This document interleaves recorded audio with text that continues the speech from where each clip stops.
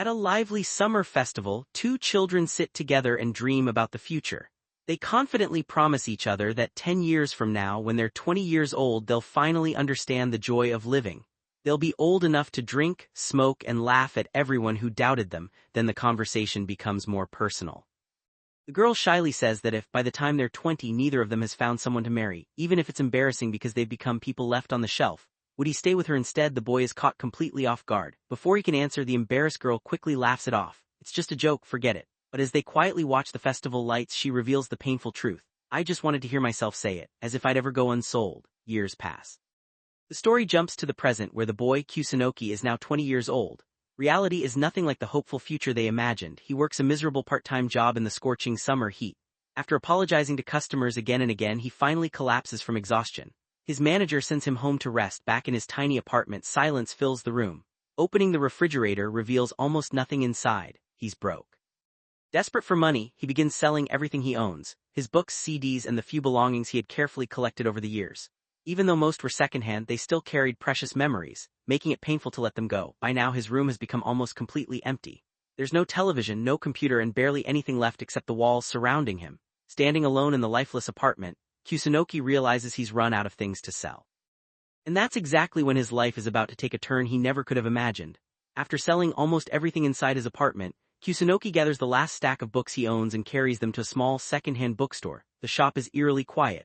Shelves packed with dusty books stretch from floor to ceiling, and not a single customer is in sight. He calls out, introducing himself and explaining that he's there to sell some books. A frail old shopkeeper slowly appears from the back of the store and glances at the heavy bags in Kusunoki's hands. Looking at the huge pile, the old man casually asks, "Are you moving or something?" Kusunoki simply shakes his head. "No, nothing like that."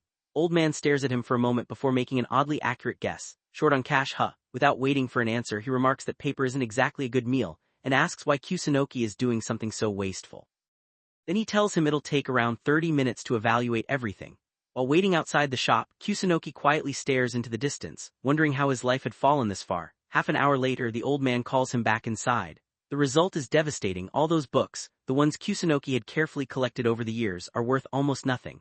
The payment sitting on the tray is just a handful of coins and a tiny receipt.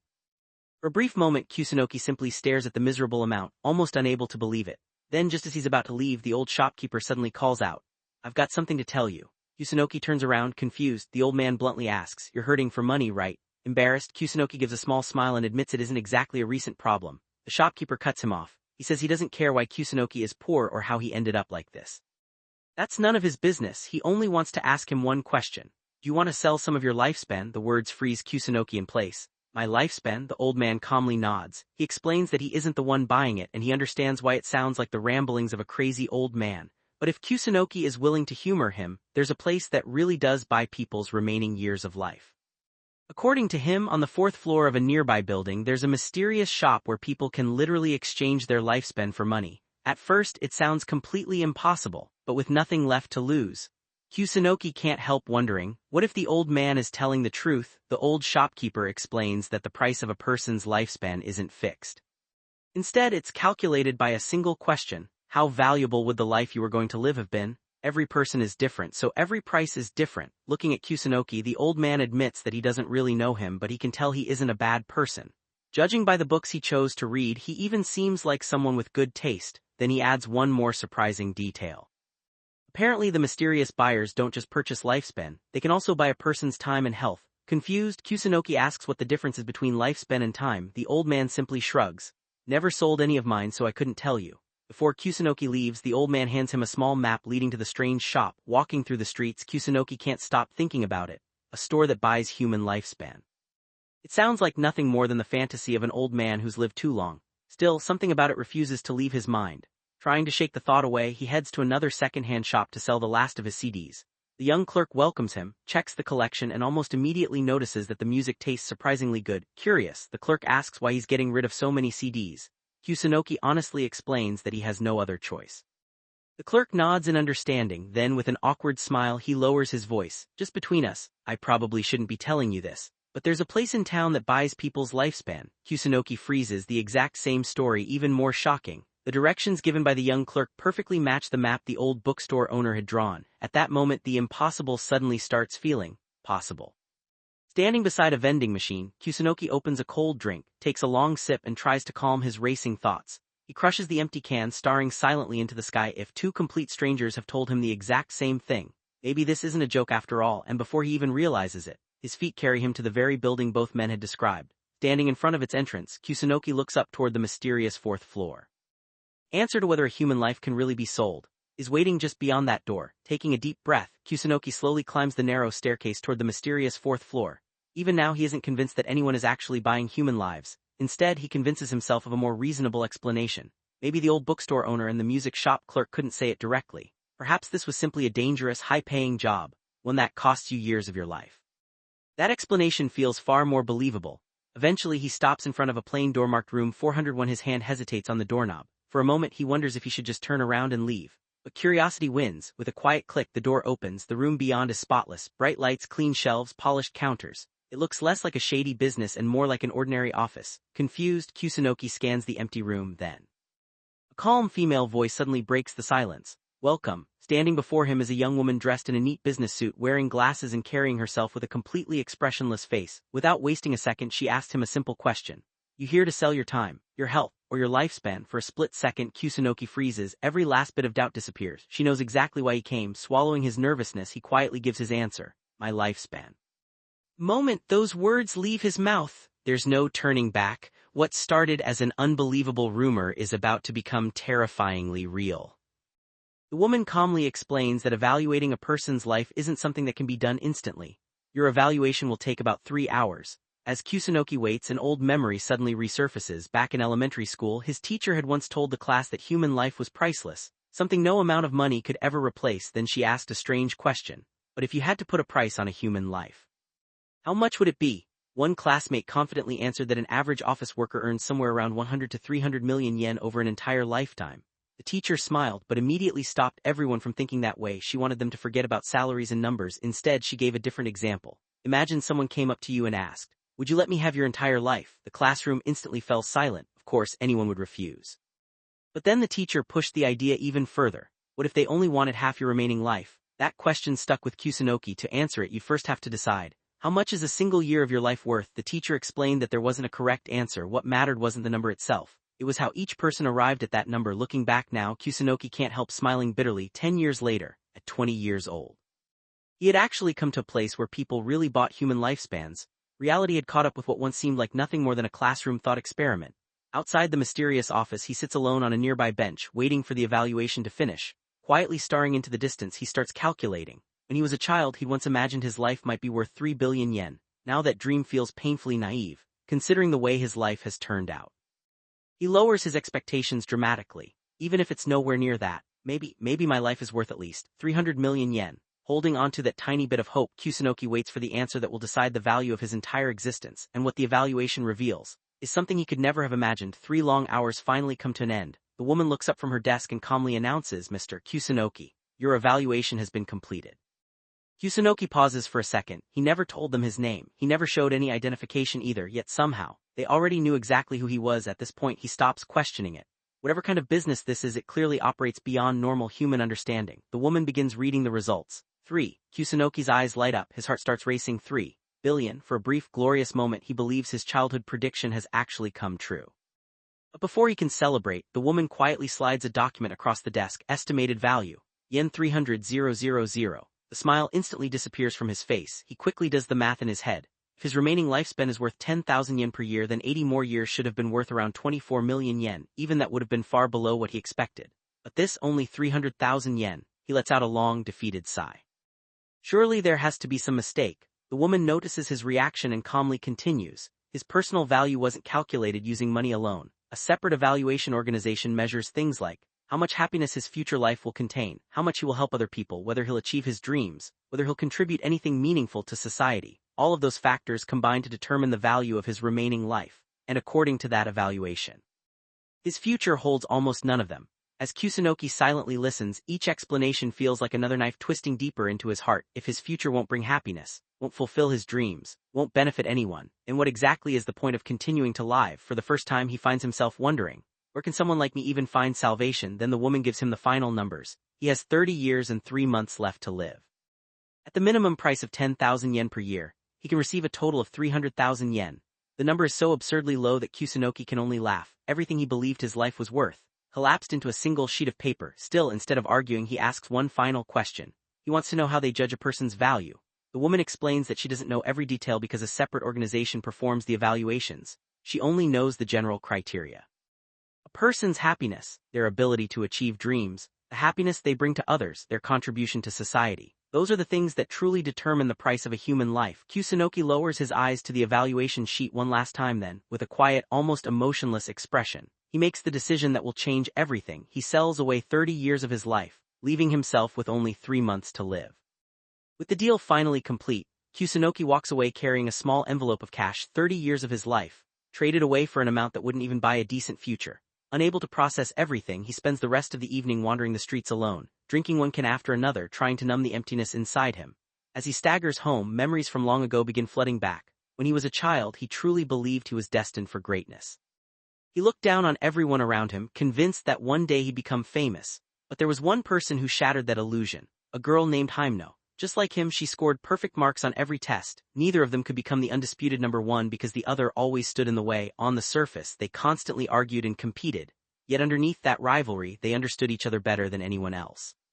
Their families were close friends, and they had spent nearly every day together since they were little in every sense of the word. They were childhood friends. One summer festival, while watching the fireworks together, they made an innocent promise. If we're still single when we turn 20, and neither of us has become famous, then let's get married. At the time it sounded like nothing more than a childish joke, but that promise would eventually change both of their lives.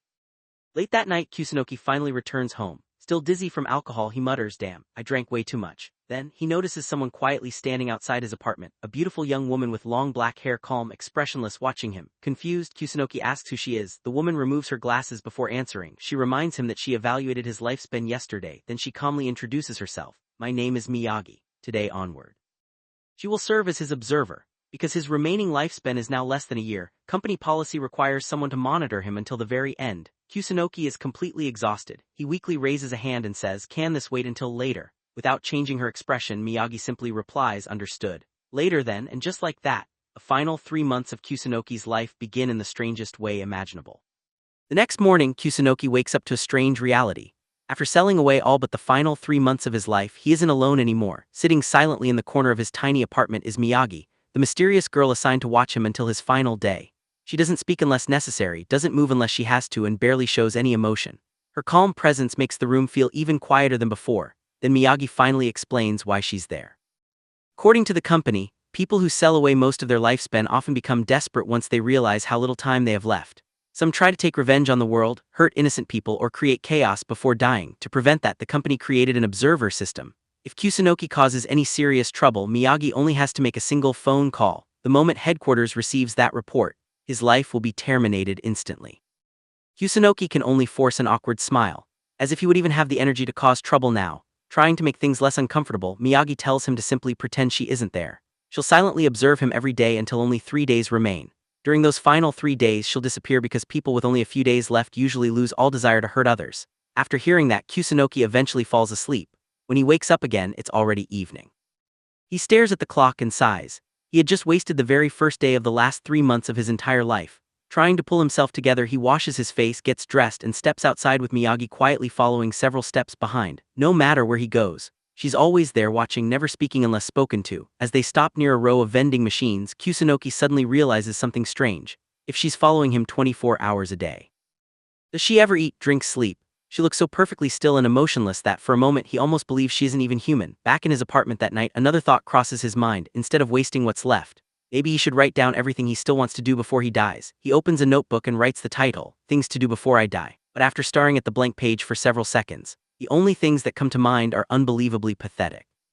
Don't go back to school, don't get a job, eat something delicious. He pauses. Is that really all that's left of his life? A boy who once dreamed of becoming famous now struggles to think of even 3 things worth living for, and without saying a single word, Miyagi continues watching him from across the room. Her unreadable eyes make it impossible to tell what she's thinking, but one thing is certain. The countdown has already begun, and every remaining day is becoming more precious than the last. As Kusunoki continues writing his bucket list, one name stands out above all the others. "Tell Himeno how I feel." The moment Miyagi reads it, she quietly says, "I would advise against that." Kusunoki freezes. He turns toward her in disbelief, and without a trace of emotion, Miyagi drops another bombshell. MS, Hyuno barely remembers you anymore. Her words hit him like a punch. Confused, Kusunoki asks whether observers are really supposed to interfere with personal matters like this. But what shocks him even more is that Miyagi somehow knows about the promise he made with Hyuno when they were only 10 years old. How could she possibly know that? Does she know his entire future? Miyagi calmly shakes her head. No, she explains that she doesn't know exactly what would have happened. She only knows the countless possibilities that once existed before Kusunoki sold away his future. And now, every one of those possibilities has disappeared. His future has been rewritten. According to those countless futures, one fact remained almost unchanged. Hyuno was always the most important person in his life. She filled nearly every version of his future. Hearing that only deepens Kusunoki's pain. So, everything else was meaningless. Miyagi doesn't answer directly. Instead, she quietly tells him that meeting Hyuno now would only destroy the beautiful memory he still has of her. But Kusunoki simply sighs. That memory was already ruined a long time ago. Then he looks Miyagi straight in the eyes. Maybe she's only trying to protect him from getting hurt. But doesn't he still have the right to be hurt, the right to hear the truth with his own ears, the right to experience heartbreak himself? He tells her that by interfering, she's taking away his freedom to choose despair. For the first time, Miyagi falls completely silent. After a long pause, she lowers her head. Right, I apologize. She admits she crossed a line. From now on, she promises she will never interfere with anything else on his list, as long as his actions don't harm anyone. He is free to spend the last months of his life however he wants. Kusunoki nods. That was exactly what he intended to do anyway. Still, for just a brief second, he notices something unusual. Miyagi's normally expressionless face carries the faintest hint of sadness, but he doesn't think much about it. Instead, he grabs his phone and decides to make a call. If there's one thing he refuses to regret, it's leaving his feelings unsaid. And even though Miyagi promised not to interfere anymore, she quietly follows behind him as he walks into the night with his phone in hand. Kusunoki stares at Hyuno's number. The call button is only one press away, but whether that call will save his heart or shatter it forever is something he's about to find out. Knowing that every second of his life is now counted, Kusunoki suddenly realizes something terrifying. More than money, more than freedom, what he truly longs for is simply another human being to talk to. So instead of calling Hyuno, he reaches out to someone else, a girl named Wakana. The moment he thinks of her, his mind drifts back to the first time they met.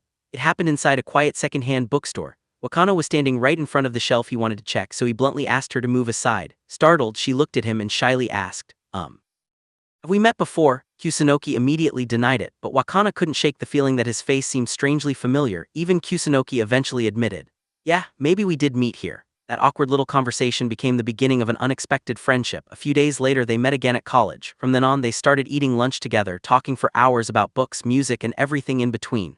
Wakana was amazed.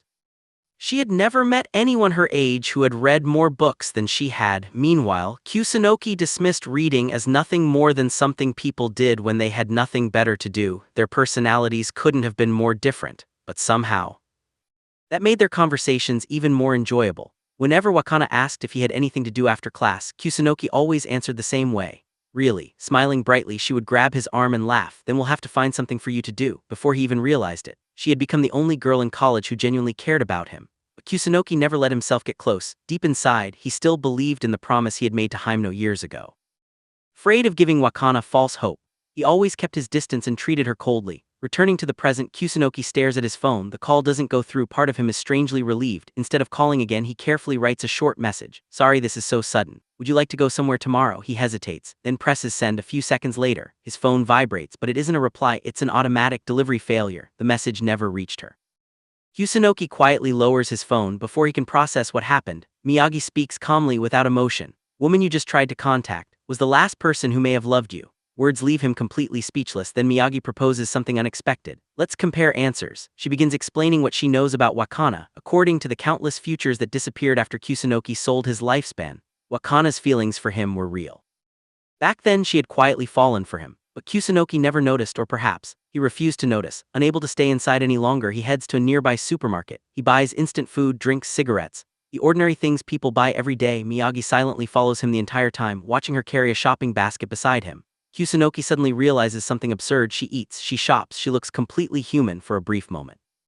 The two of them almost resemble a young couple living together, casually shopping for dinner. It is an utterly ridiculous thought, yet, for just one fleeting instant, it almost feels comforting, and without realizing it, the happiest illusion of his final 3 months has already begun. As they slowly walked home together under the quiet night sky, Kusunoki couldn't help but smile. Shopping late at night with a young girl. For most people it was nothing special, but for him, it was a dream he had secretly carried for years. Living with someone, going out in casual clothes to buy food and beer, returning home together, it felt like the ordinary life he had always wanted. Even though he knew it was only temporary, still, No matter how empty it was happiness, a fake happiness.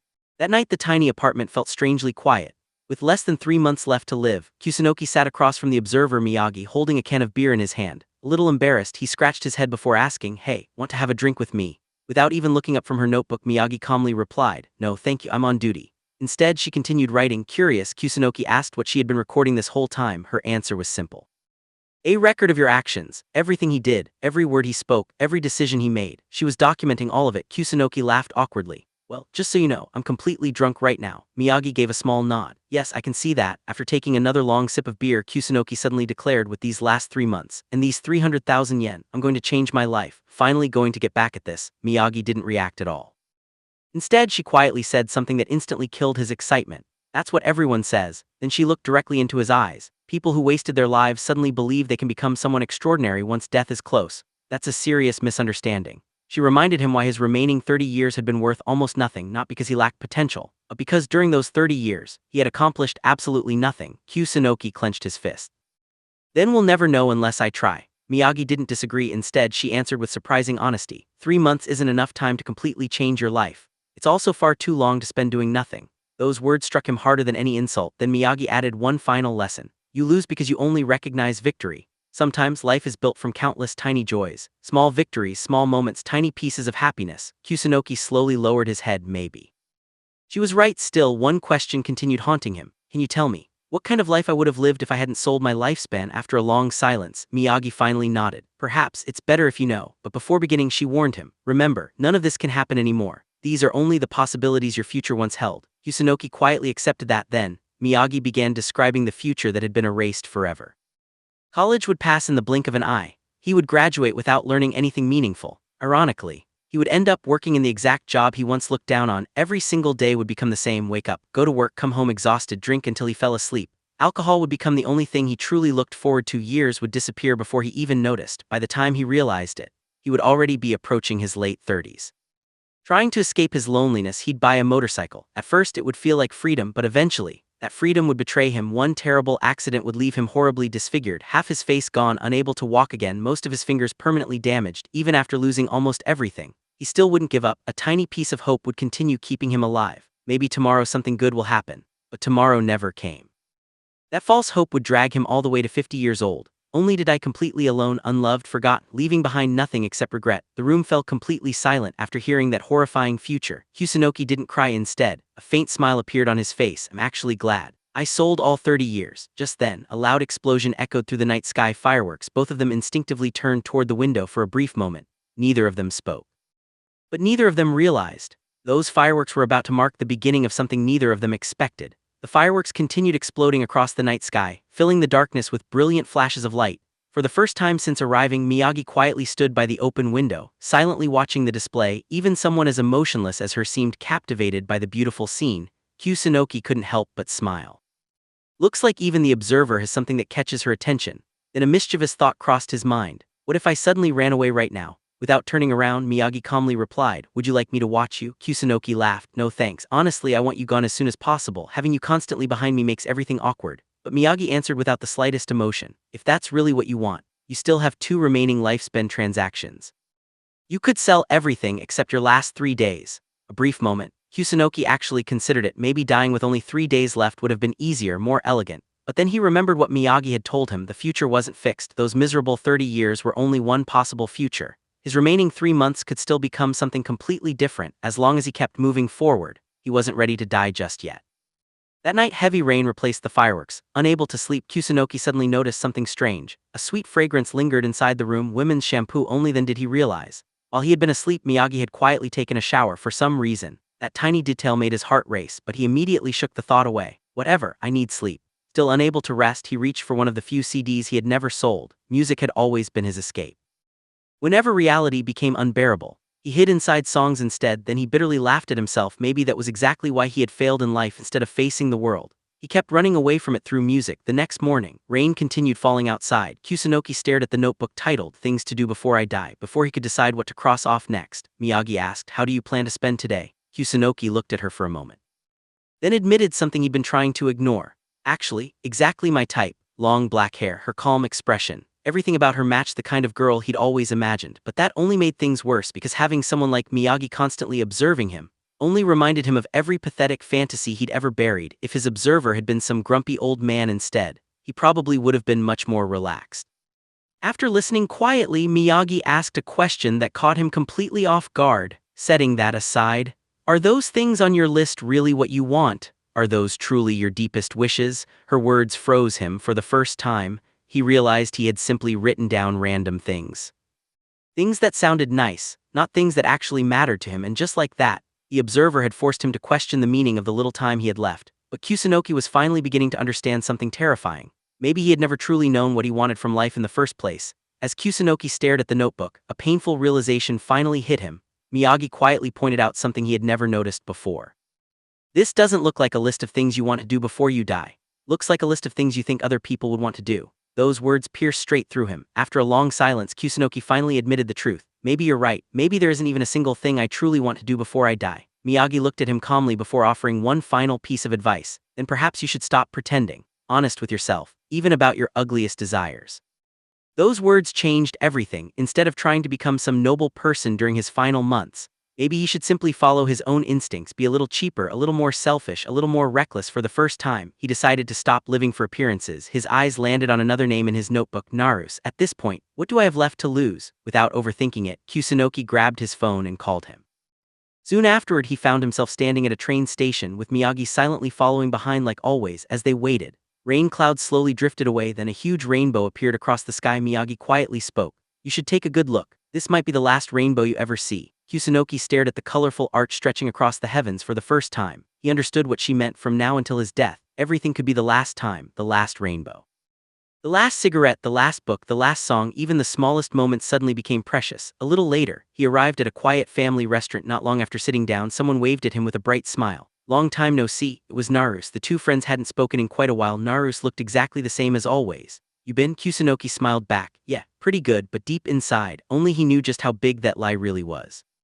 The reunion had only just begun, but Kusunoki was about to hear something that would completely change the way he looked at his entire life. The next day, Kusunoki arrived early at the restaurant where he was supposed to meet his old friend Narus.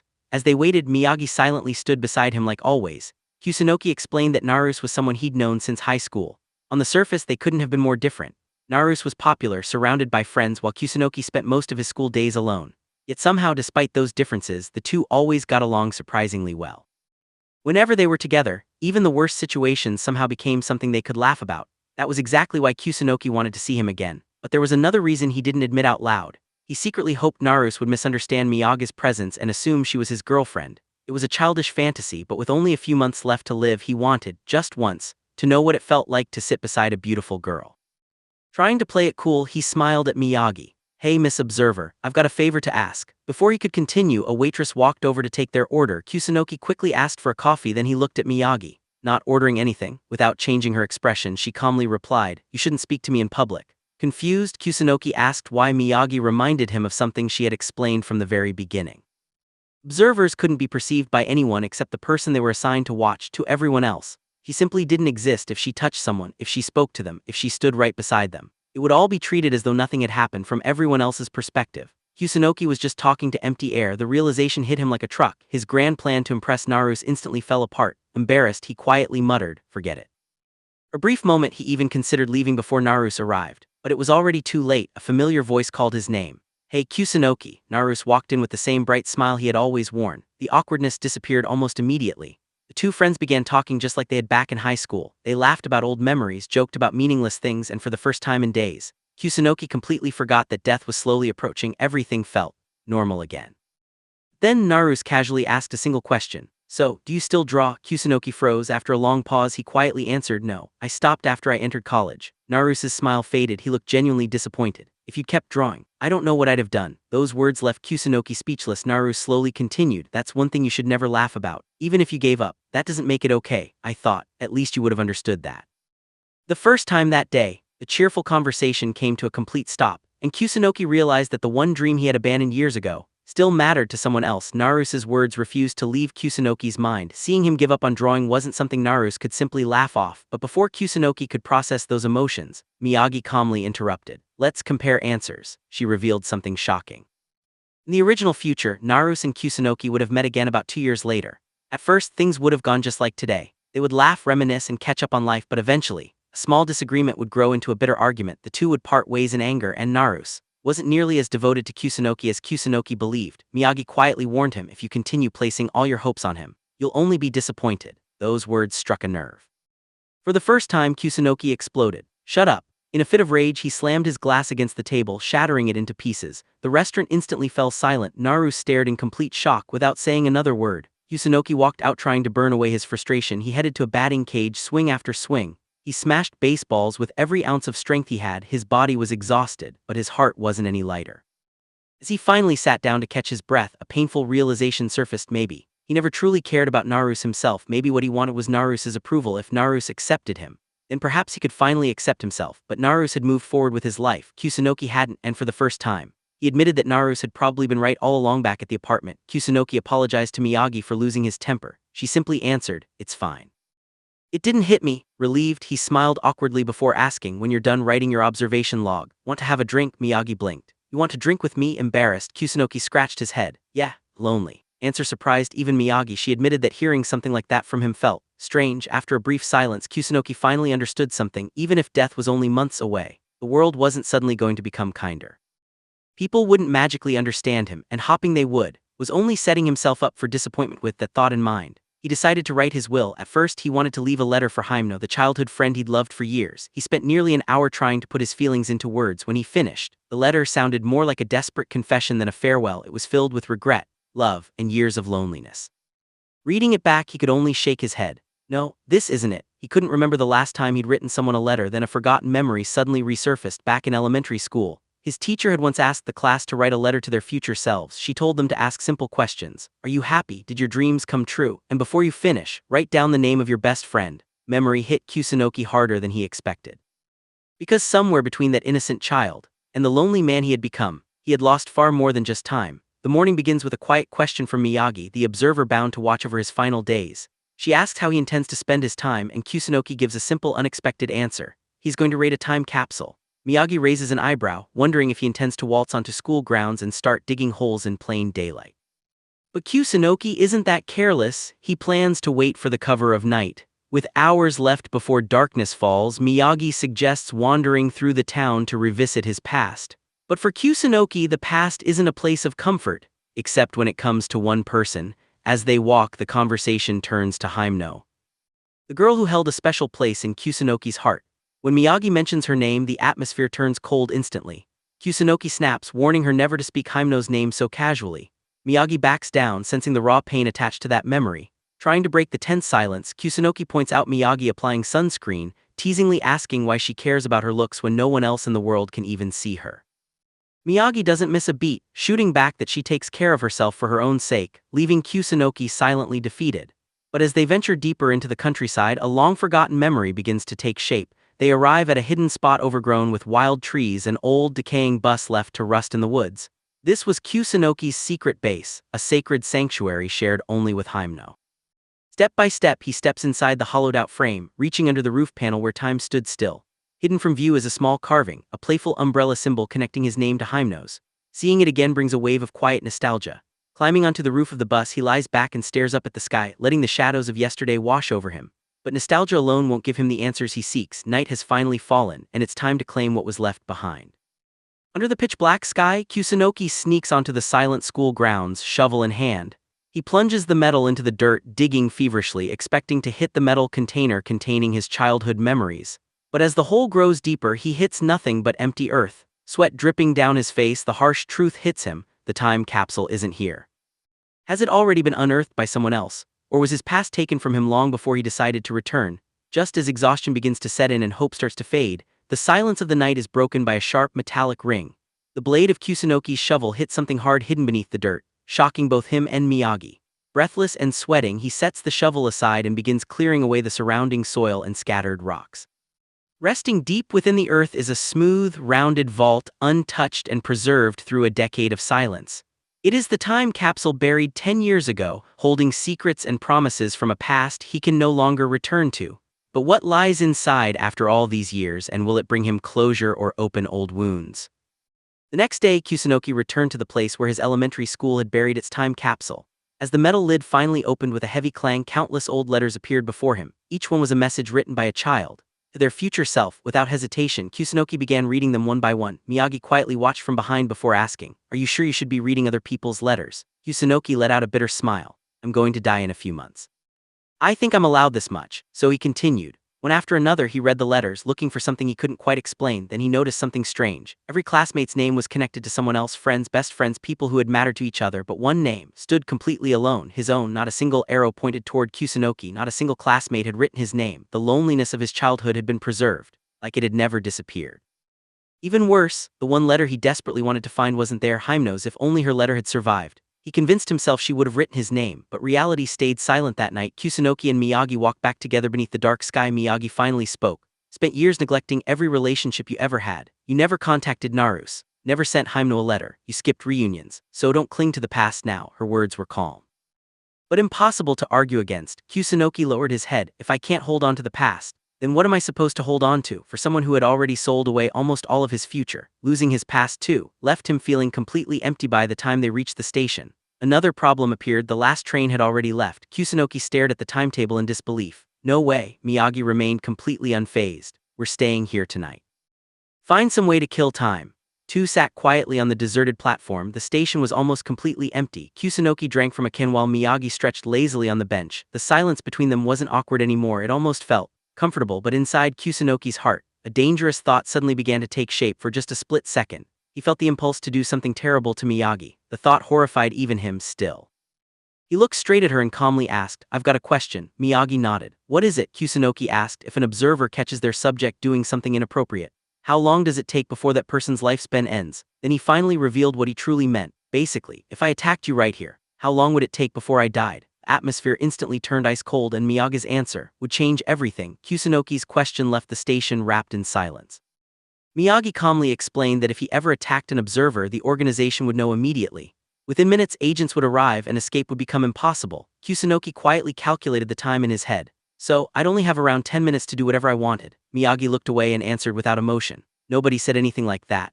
A brief moment, Kusunoki reached out toward her. His hand stopped just inches away from her shoulder. A terrifying thought crossed his mind. Was I really about to push Miyagi to the ground, pin her down, and force my own selfish desires on her? The thought disgusted him. If he had actually done it, he would have only added another scar to the girl who already carried wounds on her body. And even after everything, he imagined Miyagi would simply stare at him with those dark, unreadable eyes and ask in the coldest voice imaginable, "Were you satisfied?" Realizing what he had almost become, Kusunoki slowly pulled his hand back. The impulse disappeared, but the shame remained. After sitting down again, Kusunoki let out a bitter laugh. "This must be a terrible job. You have to deal with people like me all the time." Miyagi didn't deny it. She admitted that plenty of people lost control after learning they were about to die. Some even took out all of their anger on the observer assigned to them. Compared to those people, she said Kusunoki was actually one of the easier cases. Then Kusunoki asked the question that had been bothering him ever since they met. "Why did you become an observer?" Miyagi answered simply, "Because I had to." But Kusunoki wasn't satisfied. "Tell me the real reason." After a long silence, Miyagi finally decided to open up. She reminded him that people could sell not only their lifespan, but also their health, and even their time. Then she quietly confessed, "I sold my time. Nearly 30 years of it." Kusunoki was stunned. That meant she wouldn't truly be free until she reached her 40s. Assuming she even survived that long. When he asked why she would sacrifice so much, Miyagi only sighed. "It's not a very interesting story." Yet after another moment of silence, she finally began telling it. She revealed that when she was only 6 years old, her mother suddenly became an observer. From that day on, she disappeared from Miyagi's life.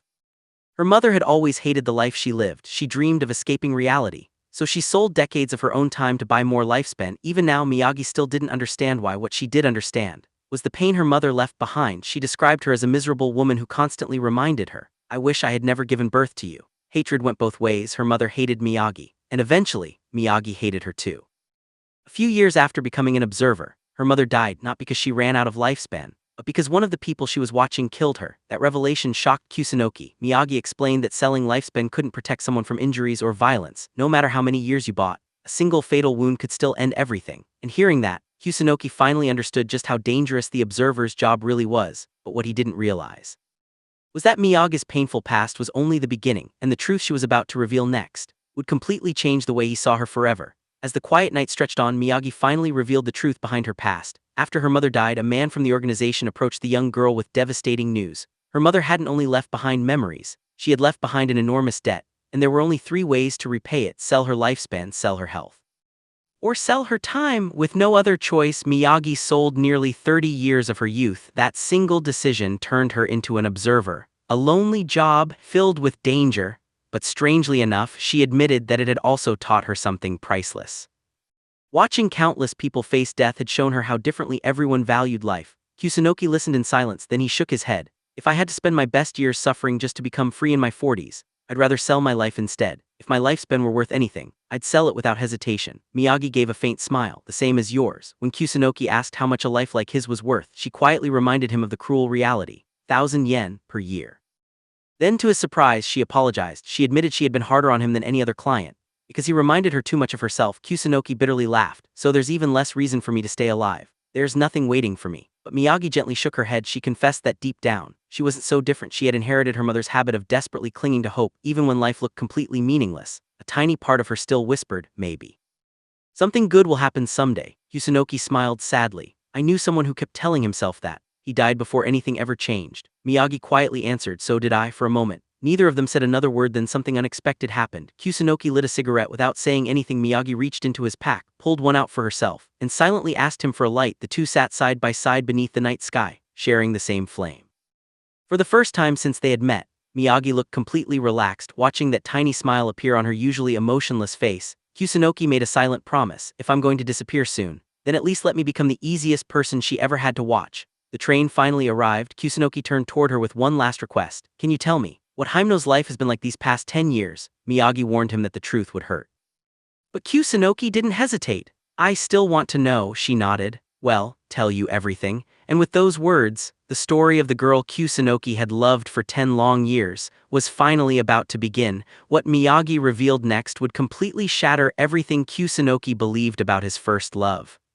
The next day, Miyagi finally revealed the truth Kusunoki had been waiting years to hear. Back when they were children, both he and Hymeno believed that someday, something incredible would happen, something so amazing that it would make all their suffering worthwhile. They promised each other that 10 years later they would be rich, successful, and finally feel happy to have lived. That childish dream became the only thing keeping them moving forward. But Hymeno had once smiled and said, and if that day never comes, then life isn't worth it. At the time, Kusunoki thought it was just another innocent promise. He never imagined how terrifying those words would become. Miyagi continued. After high school, Hymeno's life took a painful turn. At only 17, unexpected circumstances forced her to become a mother. She dropped out of school, married at 18. And just 2 years later her marriage fell apart. Now at only 20 years old, she was raising her child completely alone. Then Miyagi looked straight at Kusunoki. Her voice remained calm. But in 2 years, Hymeno will jump to her death. Those words struck Kusunoki like lightning. Everything around him went silent. Instead of breaking down, he began folding paper cranes one after another. Miyagi watched in confusion. Are you trying to make 1,000 cranes? Kusunoki nodded. I'm making them for myself, so I can wish myself a happy life. As I walked toward death, strange thing was, he actually enjoyed the meaningless work. Soon his empty apartment became filled with colorful paper cranes. As he counted them one by one, he noticed something odd. Some of the cranes looked far too perfect to have been folded by him. He smiled to himself. A certain nosy observer must have been making them while I slept. Even Miyagi couldn't resist quietly helping him one night after finishing another batch of cranes. Kusunoki searched through his jeans and discovered something he had completely forgot. It was the letter he had secretly taken from the childhood time capsule, a letter written to his future self. As he slowly unfolded the paper, he read the first heartbreaking line. If you're reading this 10 years from now, you're the only person I can rely on, because without me Hymeno has no one. Please, go and meet her. The innocent boy from 10 years ago had placed all of his hopes on the man Kusunoki had become, and for the first time in years, he realized he couldn't ignore that promise anymore. What was written in the rest of the letter would completely change Kusunoki's final decision. The next morning, Kusunoki made up his mind. No matter what the truth was, he was going to meet Hymeno. But there was one problem. As an observer, Miyagi was forbidden from being more than 100 meters away from her target. If she crossed that limit, her own lifespan would immediately come to an end. So even though company rules wouldn't normally allow it, she reluctantly climbed onto the back of Kusunoki's old motorcycle. For the first time, the two of them rode together, not as observer and subject, but almost like ordinary friends. As they drove through the quiet streets, Kusunoki suddenly remembered something. Years ago, Hymeno had sent him a letter. It wasn't sarcastic, it wasn't mocking. She simply wrote about school, daily life, and ordinary things. It was so normal, that it almost didn't feel like it had come from Hymno at all. He replied with an equally ordinary letter, but after that, no second letter ever arrived. At the time, he considered it another painful memory. Now, that forgotten letter had become the only clue leading him to her. Their first stop was the university library. While searching for information, Kusunoki casually asked Miyagi if you only had a few months left to live. What would you do? Miyagi smiled. I don't think I'd know until I was actually in that position. Then she quietly reminded him not to talk to himself in public, otherwise, everyone would think he was a strange man. Kusunoki simply laughed. I'm a strange guy. In fact, I'd rather be remembered as a weirdo than not remembered at all. Those words caught Miyagi completely off guard. After thinking for a moment, she finally answered his question. If I only had a few months left, there are only 3 things I'd want to do. First, I'd visit a certain lake. Second, prepare a grave for myself. Third, I'd go meet the person who mattered most to me. She explained that the lake itself wasn't special, it was simply the most beautiful place she had ever seen under a sky full of stars, and for her grave, she didn't need an expensive cemetery. Even a large rock in a peaceful place would be enough, because what mattered wasn't where she rested. It was that the place would remain after she was gone. When Kusunoki asked about the person she wanted to meet, Miyagi only smiled. I'd rather not tell you, no matter how painful it might be. I would still go. Those words made Kusunoki quietly realize that despite acting cold all the time, Miyagi was far kinder than she let anyone see. As they crossed a long bridge together, Miyagi looked toward the road ahead, then she spoke almost to herself. Suppose, I have no right to deny what you're doing. When it comes to you, you're much more timid than you pretend to be. Kusunoki chuckled. I don't even know what my own future looks like. For once, neither of them argued. The silence between them felt surprisingly comfortable, and with every kilometer they traveled, they came closer to the truth Kusunoki had been chasing for 10 long years. But when he finally stood face to face with Hymno again, the reality waiting for him would be far more painful than he ever imagined. With the address from Hymno's old letter finally in hand, Kusunoki and Miyagi arrived at a small house with the name Hymno written on the mailbox. Kusunoki stared at it for several seconds before taking a deep breath. This has to be the place. He rang the doorbell once, then again, silence. No footsteps, no voice, no answer. It seemed no one was home.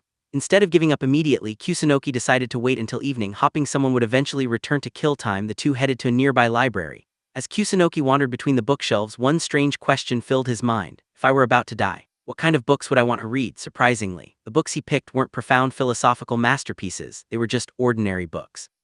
Nothing particularly special. Then Miyagi quietly pulled up a chair beside him. She wanted to try reading together. For Kusunoki, it was the first time in his entire life that he had shared a book with someone else, and something unexpected happened. Instead of reading alone inside his own head, he found himself wondering what Miyagi thought about each page. Reading suddenly felt warmer, more meaningful, more alive, without realizing it.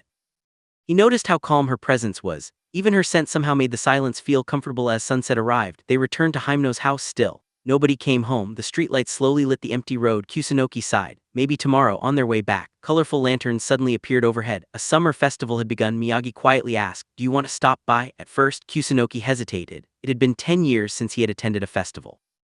Ever since Hymno disappeared from his life, he had avoided places like this, but today was different. So together, they stepped inside. The festival was filled with laughter, music, and glowing lights. Kusunoki bought far too much food: takoyaki, yakisoba, snacks, drinks, enough to feed several people. Miyagi looked at the mountain of food and asked, what are you planning to do with all of this? Kusunoki laughed. I can't possibly eat everything. You'll have to help. A brief moment, Miyagi hesitated, then quietly accepted. I'll indulge. Two sat together on the shrine steps, sharing festival food beneath the summer moon. When Kusunoki inevitably overate and groaned in pain, even Miyagi couldn't hide the faint amusement on her face. It was one of the rare moments where neither of them talked about death, or lifespans, or regrets. They simply enjoyed the night, watching the lanterns sway overhead.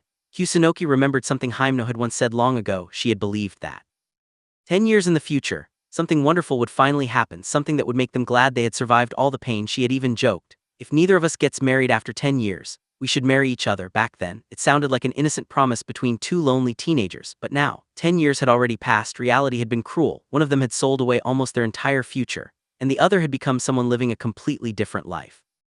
Neither of them had become the people they dreamed of. As Kusunoki gazed into the summer sky, only one question remained in his heart. Where was Hymno now? What kind of life was she living? And after all these years, would she even remember him? The answer to that question would change everything. The festival slowly settled into a peaceful silence. Kusunoki and Miyagi sat together, quietly finishing the last of the food he had bought. Neither of them said a word, yet somehow the silence no longer felt awkward. It felt comforting. As Kusunoki looked across the glowing festival grounds, a strange feeling suddenly washed over him. Something deep inside his heart began to stir. Then, his eyes froze. Standing at the top of the shrine steps was a familiar girl with long blonde hair. For a moment, Kusunoki couldn't even breathe. People always say that miracles are too good to be true, but sometimes Reality has a cruel habit of putting impossible pieces together when you least expect it. The memories, the promises, the regrets, everything collided in a single instant. His lips trembled before he could even think.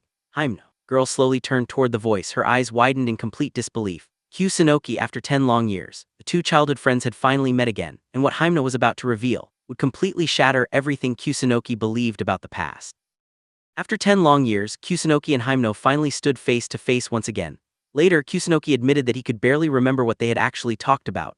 He had been so overwhelmed with happiness that he was speaking without even thinking, but honestly, the conversation itself didn't matter for him. Simply saying something, and hearing Haimno reply, was enough to make those 10 empty years feel worthwhile. As it turned out, Haimno hadn't come to the festival for fun. She had only stopped by because of work nearby. Before leaving, she smiled warmly and said she had to wake up early the next morning. Still unwilling to let the moment end, Kusunoki nervously asked if she'd like to have a meal together sometime. Haimno agreed without hesitation. The two promised to meet for dinner just 2 days later before saying goodbye. Watching her disappear into the crowd, Kusunoki could hardly believe what had just happened. Even Miyagi quietly admitted she never expected things to turn out like this. For once, life had actually given Kusunoki something good. Back home, Kusunoki looked at the list he had made for the final months of his life. One by one, he crossed out another goal. Then he turned toward Miyagi with an unusual expression. Got a strange request. At first, Miyagi assumed he wanted to prepare for his dinner with Haimno, but Kusunoki shook his head. Then with complete honesty, he confessed something that embarrassed him more than selling his own lifespan. In 20 years, he had almost no experience talking to girls. He was afraid that when he finally met Haimno again, he'd become nervous, say something stupid, and ruin everything. So he wanted to practice first, not with anyone else, but with Miyagi. He wanted her to pretend to be Haimno while he rehearsed their conversation. Miyagi stared at him for a few seconds before finally understanding. So, you want me to play Ms. Haimno? Kusunoki nodded. To his surprise, she accepted almost immediately. She didn't care if other people thought he looked strange talking to an invisible girl. As long as Haimno ended up smiling, that was all that mattered. Looking at him, Miyagi couldn't help but smile faintly. When it comes to Ms. Haimno, you really become a completely different person. Even so, she warned him that she might not perfectly understand how women think, but Kusunoki simply laughed. As far as I can tell, you're not that different from any other girl. Then, scratching the back of his head with an awkward grin, he added, well, except you're a little cuter. The first time in a while, Miyagi was completely speechless, but neither of them realized that this little rehearsal was about to change their relationship forever. The next morning, Kusunoki stood in front of the mirror, nervously waiting for Miyagi's opinion. She looked him up and down before calmly saying that expensive clothes weren't necessary. As long as they're clean, that's enough. Kusunoki couldn't help teasing her. So, does that mean I'd look good in anything? Without changing her expression, Miyagi replied, you can interpret it however you like. To Kusunoki, that sounded close enough to a compliment. Following Miyagi's advice, he even visited a barber. The hairstylist enthusiastically gave him a fresh haircut while offering all kinds of dating tips. When he finally looked at himself in the mirror, even he was surprised. For the first time in years, he looked like someone with hope. Returning home, Miyagi quietly stared at him. You almost look like a completely different person. Kusunoki smiled. I don't exactly look like someone whose life is only worth 10,000 yen a year anymore. A brief moment. The heavy truth behind those words disappeared behind their laughter. Then Kusunoki looked at Miyagi and smiled sincerely. When you smile, you look like the fairy of a library. Miyagi blinked in confusion. A fairy of the library? He quickly explained that he meant someone graceful, calm, and intelligent, but then added something unexpected. Talking about you, Miyagi. She immediately stopped him. Save those lines for Ms. Haimno. Still. A faint blush appeared on her face as she quietly whispered, well, thank you. Soon they headed into town to continue their practice. Without warning, Kusunoki suddenly grabbed Miyagi's hand. She froze instantly before she could react. He calmly explained that if she was going to play Haimno, then she should stay in character. Miyagi took a deep breath. All right. Then she gave him his next assignment. Now, pretend I'm Haimno. Seduce me. The words caught Kusunoki completely off guard.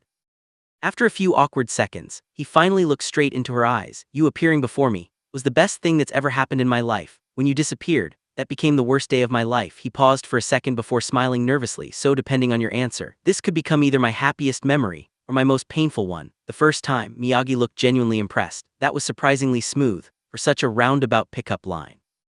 Kusunoki scratched his head. So, how do you think Haimno would answer? Miyagi smiled faintly. Probably laugh, and ask what nonsense you're talking about. Kusunoki laughed too. Then, almost absent-mindedly, he asked, what if, were you instead? The words slipped out before he could stop them. Miyagi looked completely confused. Don't understand what you mean. Realizing what he just said, Kusunoki quickly brushed it off as a joke, but Miyagi didn't laugh. Instead, she quietly asked, Mr. Kusunoki, you really the kind of person who jokes like that? The atmosphere instantly changed. After a long silence, Kusunoki admitted something honest. Not even sure myself. I don't believe people have fixed personalities. Most of what we call character is just the result of the situations we're forced into. Everyone believes they're the exception, until life proves otherwise. Miyagi listened without interrupting. Because somewhere deep inside, she realized those words weren't just about people, they were about Kusunoki himself, and neither of them noticed that this rehearsal was slowly becoming more real than either of them intended. The next day, Kusunoki and Miyagi continued wandering through the city together, rehearsing for the dinner that would finally reunite him with Himeno after 10 long years. Whenever they grew tired of walking, they simply boarded random buses with no destination in mind. The route didn't matter, all that mattered was the conversation. As the bus rolled through the city, Kusunoki kept telling Miyagi story after story about Himeno, memories he had carried in his heart for an entire decade. Eventually, they arrived at an old observation deck. Looking around, Kusunoki smiled faintly. First time I came here, Himeno was with me. His eyes drifted toward the spiral staircase. Back then, curious little Himeno had tried climbing onto the railing at the top, but there had been a dangerous gap beyond it. One wrong step, and she could have fallen all the way to the ground. Luckily, Kusunoki grabbed her hand just in time. Laughing to himself, he shook his head. She always acted smart, but she could be a real idiot sometimes. I honestly couldn't leave her alone. Miyagi quietly listened, then a strange expression crossed her face. Because there was something important, something Kusunoki still didn't know. She already knew the truth, but she chose not to tell him. Perhaps she wanted him to hold on to this beautiful dream just a little longer. The next day finally arrived. Heavy rain poured across the city. Standing outside the bookstore exactly where they had agreed to meet, Kusunoki nervously checked his watch again and again. 5 o'clock, she still hadn't arrived. Trying to calm himself, he whispered, "It's okay. No need to rush." Every passing second felt like an eternity. Then, a familiar voice suddenly called his name. Kusunoki. He turned around, and there she was. Even after waiting 10 long years, he still thought Himeno looked beautiful. She smiled apologetically. Bus was delayed because of the rain. Sorry for making you wait. Treat you today. But Kusunoki immediately shook his head. Today, pay. Himeno laughed. So, you're already planning a next time? Without hesitation, Kusunoki smiled. Yeah, after that. Probably want another. Himeno burst into laughter. Glad you're being honest. In that moment, it felt as though the 10 years between them had completely disappeared. She still teased him exactly the same way she used to as a child. Even beneath all the sarcasm, there was still kindness hiding in her smile. As the rain continued pouring, Himeno suddenly opened her umbrella over both of them. Then she laughed. You were always the one who forgot your umbrella, so I always had to share mine. The words instantly pulled Kusunoki back into the past. For a brief moment, it truly felt like nothing had ever changed, but neither of them realized that the happiest reunion can sometimes become the beginning of the greatest heartbreak. Just when everything seemed to be moving toward a happy ending, the story suddenly shifts. This time we finally see the world through Miyagi's eyes, and the very first words send chills down your spine. My prayer was for Kusunoki to die, if only a moment sooner. Those words sound cruel, but behind them lies a heartbreaking truth. The night before Kusunoki's long-awaited date with Himeno, he made an unexpected request. He wanted Miyagi to spend the entire next day with him.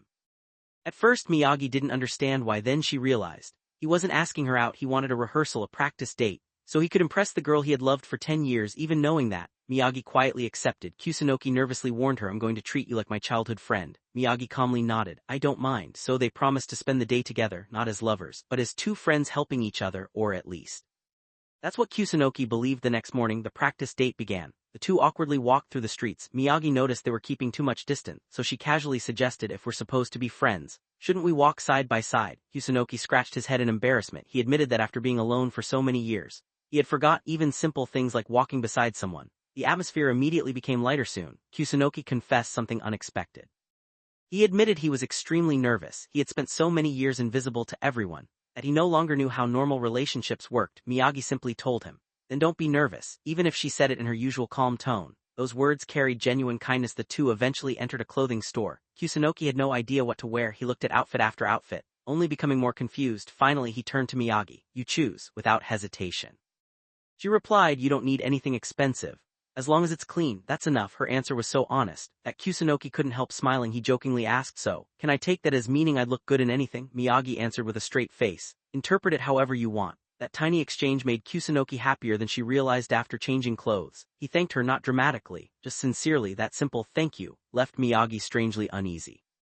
She wasn't used to hearing gratitude directed at her. The day continued. They shared a quiet meal, visited different places, and slowly, a practice date stopped feeling like practice. It began feeling real. Eventually, Kusunoki took another step. He gently reached out and held Miyagi's hand for a split second. She froze in complete surprise, but instead of pulling away, she smiled. You promised. So, no complaining. Two continued walking, hand in hand, as if they were an ordinary couple. To everyone around them, it looked like Kusunoki was talking to empty air, while holding the hand of someone who couldn't be seen. People stared. Some even thought he had lost his mind, but Miyagi couldn't help teasing him. Imagine I'm Himeno. Try to flirt with me. Kusunoki froze. He had no idea how to respond, and Miyagi quietly smiled. For perhaps the first time in years, she was genuinely enjoying herself, but hidden behind that smile was the painful truth she had spoken at the very beginning, a truth that neither Kusunoki, nor anyone else, could possibly understand, and that heartbreaking confession would completely change the way we see their story. As the practice date continued, Kusunoki decided to try something even harder, a real confession. Taking a deep breath, he looked at Miyagi and spoke as if she were Himeno. The day you appeared in my life was the happiest day I'd ever known, and the day you disappeared became the worst.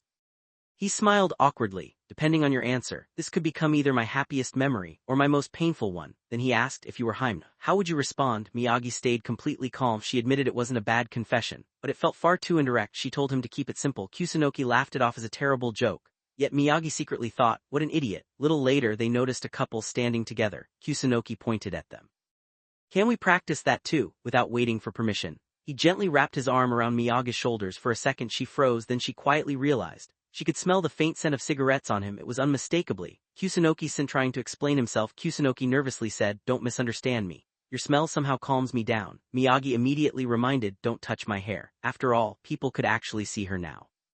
Embarrassed, Kusunoki apologized. Then he jokingly asked, do I at least look happy? Miyagi glanced at him. A tiny smile appeared on her lips. He really is an idiot. Then she gave her score 40 points. Kusunoki sighed dramatically. Only 40? Miyagi crossed her arms. The confession was much too roundabout. Something simpler. Without complaining, Kusunoki nodded. Then let's practice again. This time, he stepped closer, placed both hands gently on Miyagi's shoulders, and spoke from the heart. From now on, stay by my side forever. Then he quietly added, Himeno. Miyagi stood completely still for several long seconds. She couldn't answer. Finally, she looked at him and calmly said 60 points. Kusunoki immediately started celebrating. 40 plus 60 makes 100. Miyagi instantly shut him down. That's not how scoring works. Two couldn't help laughing, still curious. Kusunoki asked, so how do I earn the remaining 40 points? Miyagi looked away. Doubt you'll ever figure it out. She knew. Those missing 40 points weren't about better words, they were about saying those words to the wrong person that night.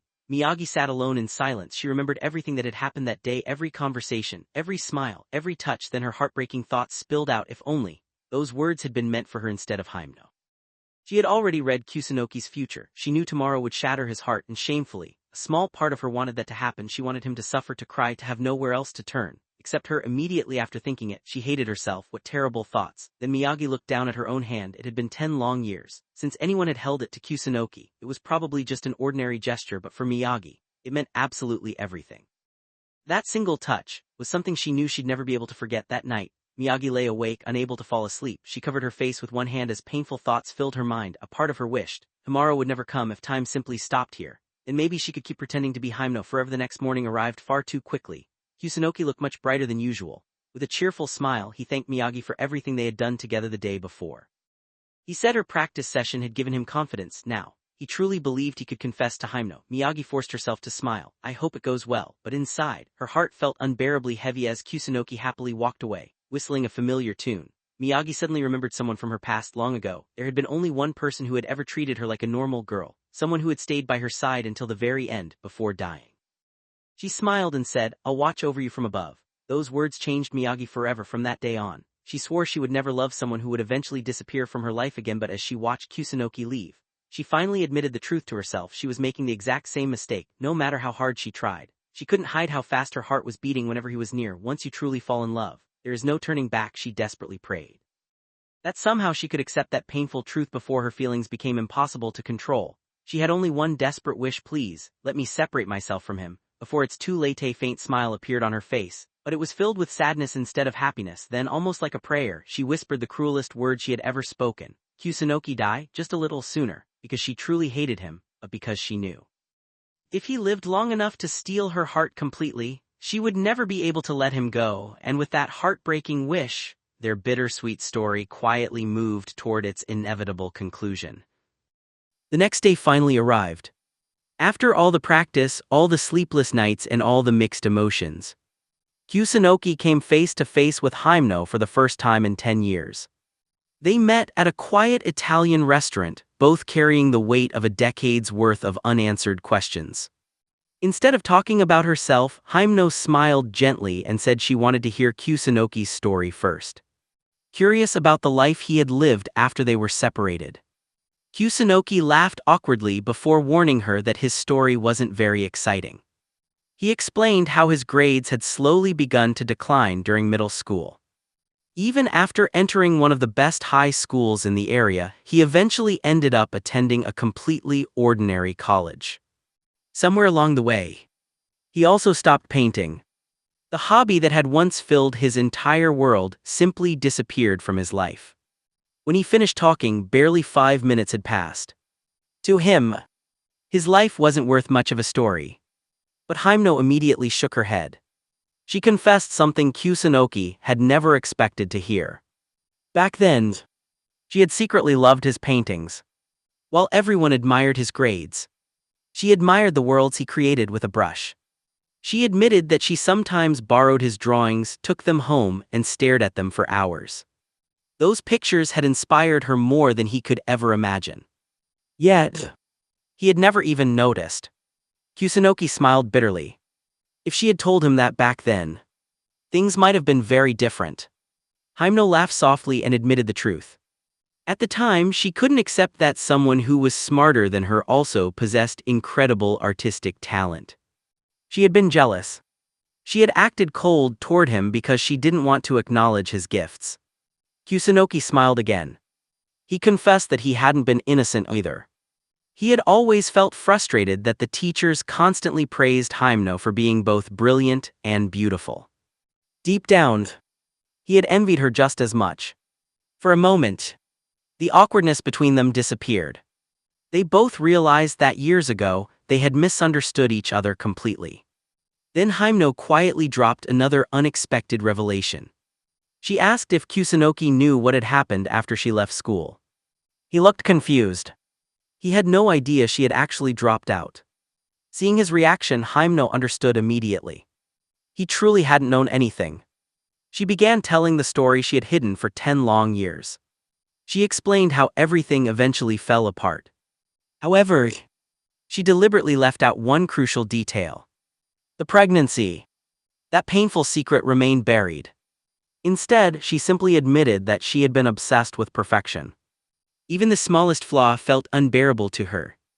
That obsession eventually destroyed everything. She called herself childish, immature, someone who had ruined her own future. Looking down at her drink, Himeno smiled sadly. She said that despite 10 years passing, her heart had barely changed. Everyone around her had grown up.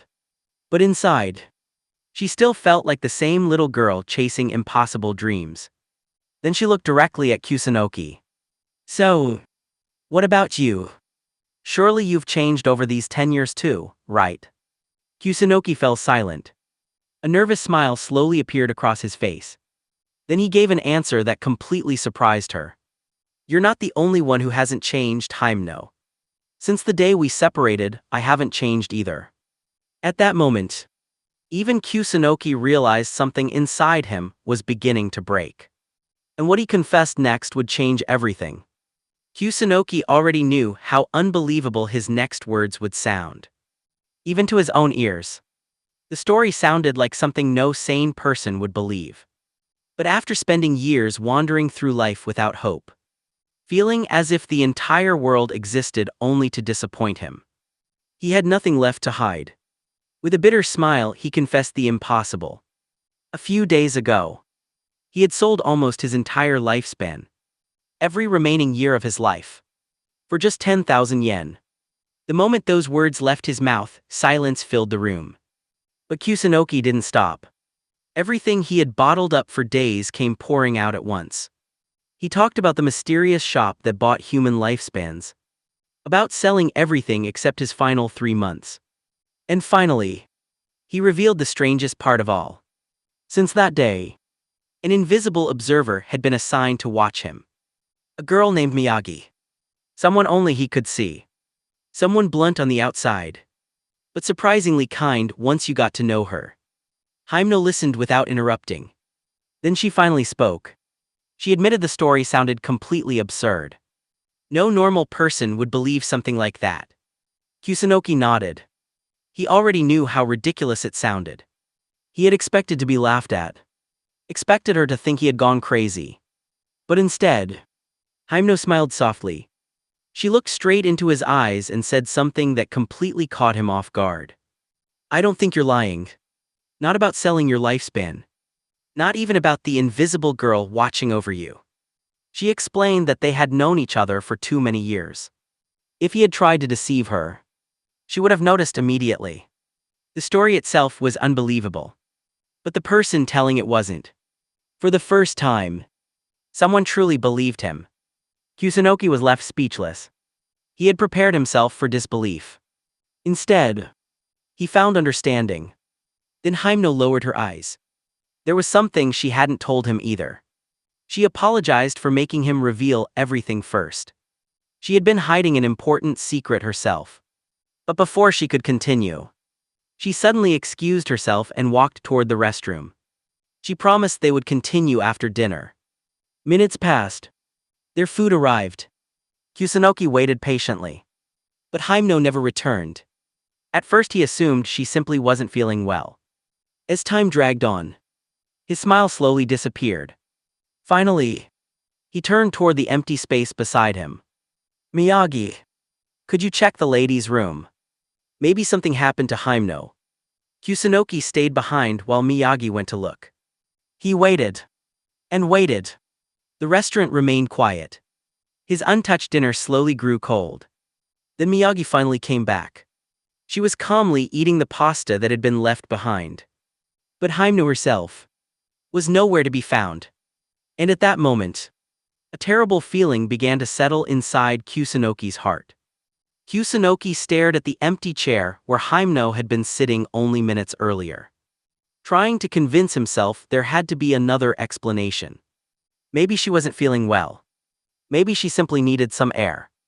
But when he asked Miyagi what she thought, her answer was painfully blunt. Maybe she thought you were insane. The words hit hard. Yet even Miyagi knew that wasn't the whole truth. Himeno hadn't left because she wanted to hurt him. She had hidden the real reason. To protect him. Just then, a waiter approached Kusunoki with an envelope. His companion had asked him to deliver it. The moment Kusunoki saw the letter, he realized Miyagi had known all along. She had kept the truth from him. Miyagi quietly apologized. But Kusunoki only smiled. There is no need to apologize. For a little while, you let me have a beautiful dream. Then Kusunoki asked the question he already feared he knew the answer to. In my original life, Himeno would have succeeded, wouldn't she? Miyagi answered without hesitation. Correct. She would have carried out her plan. Right in front of his eyes. Everything she had done today.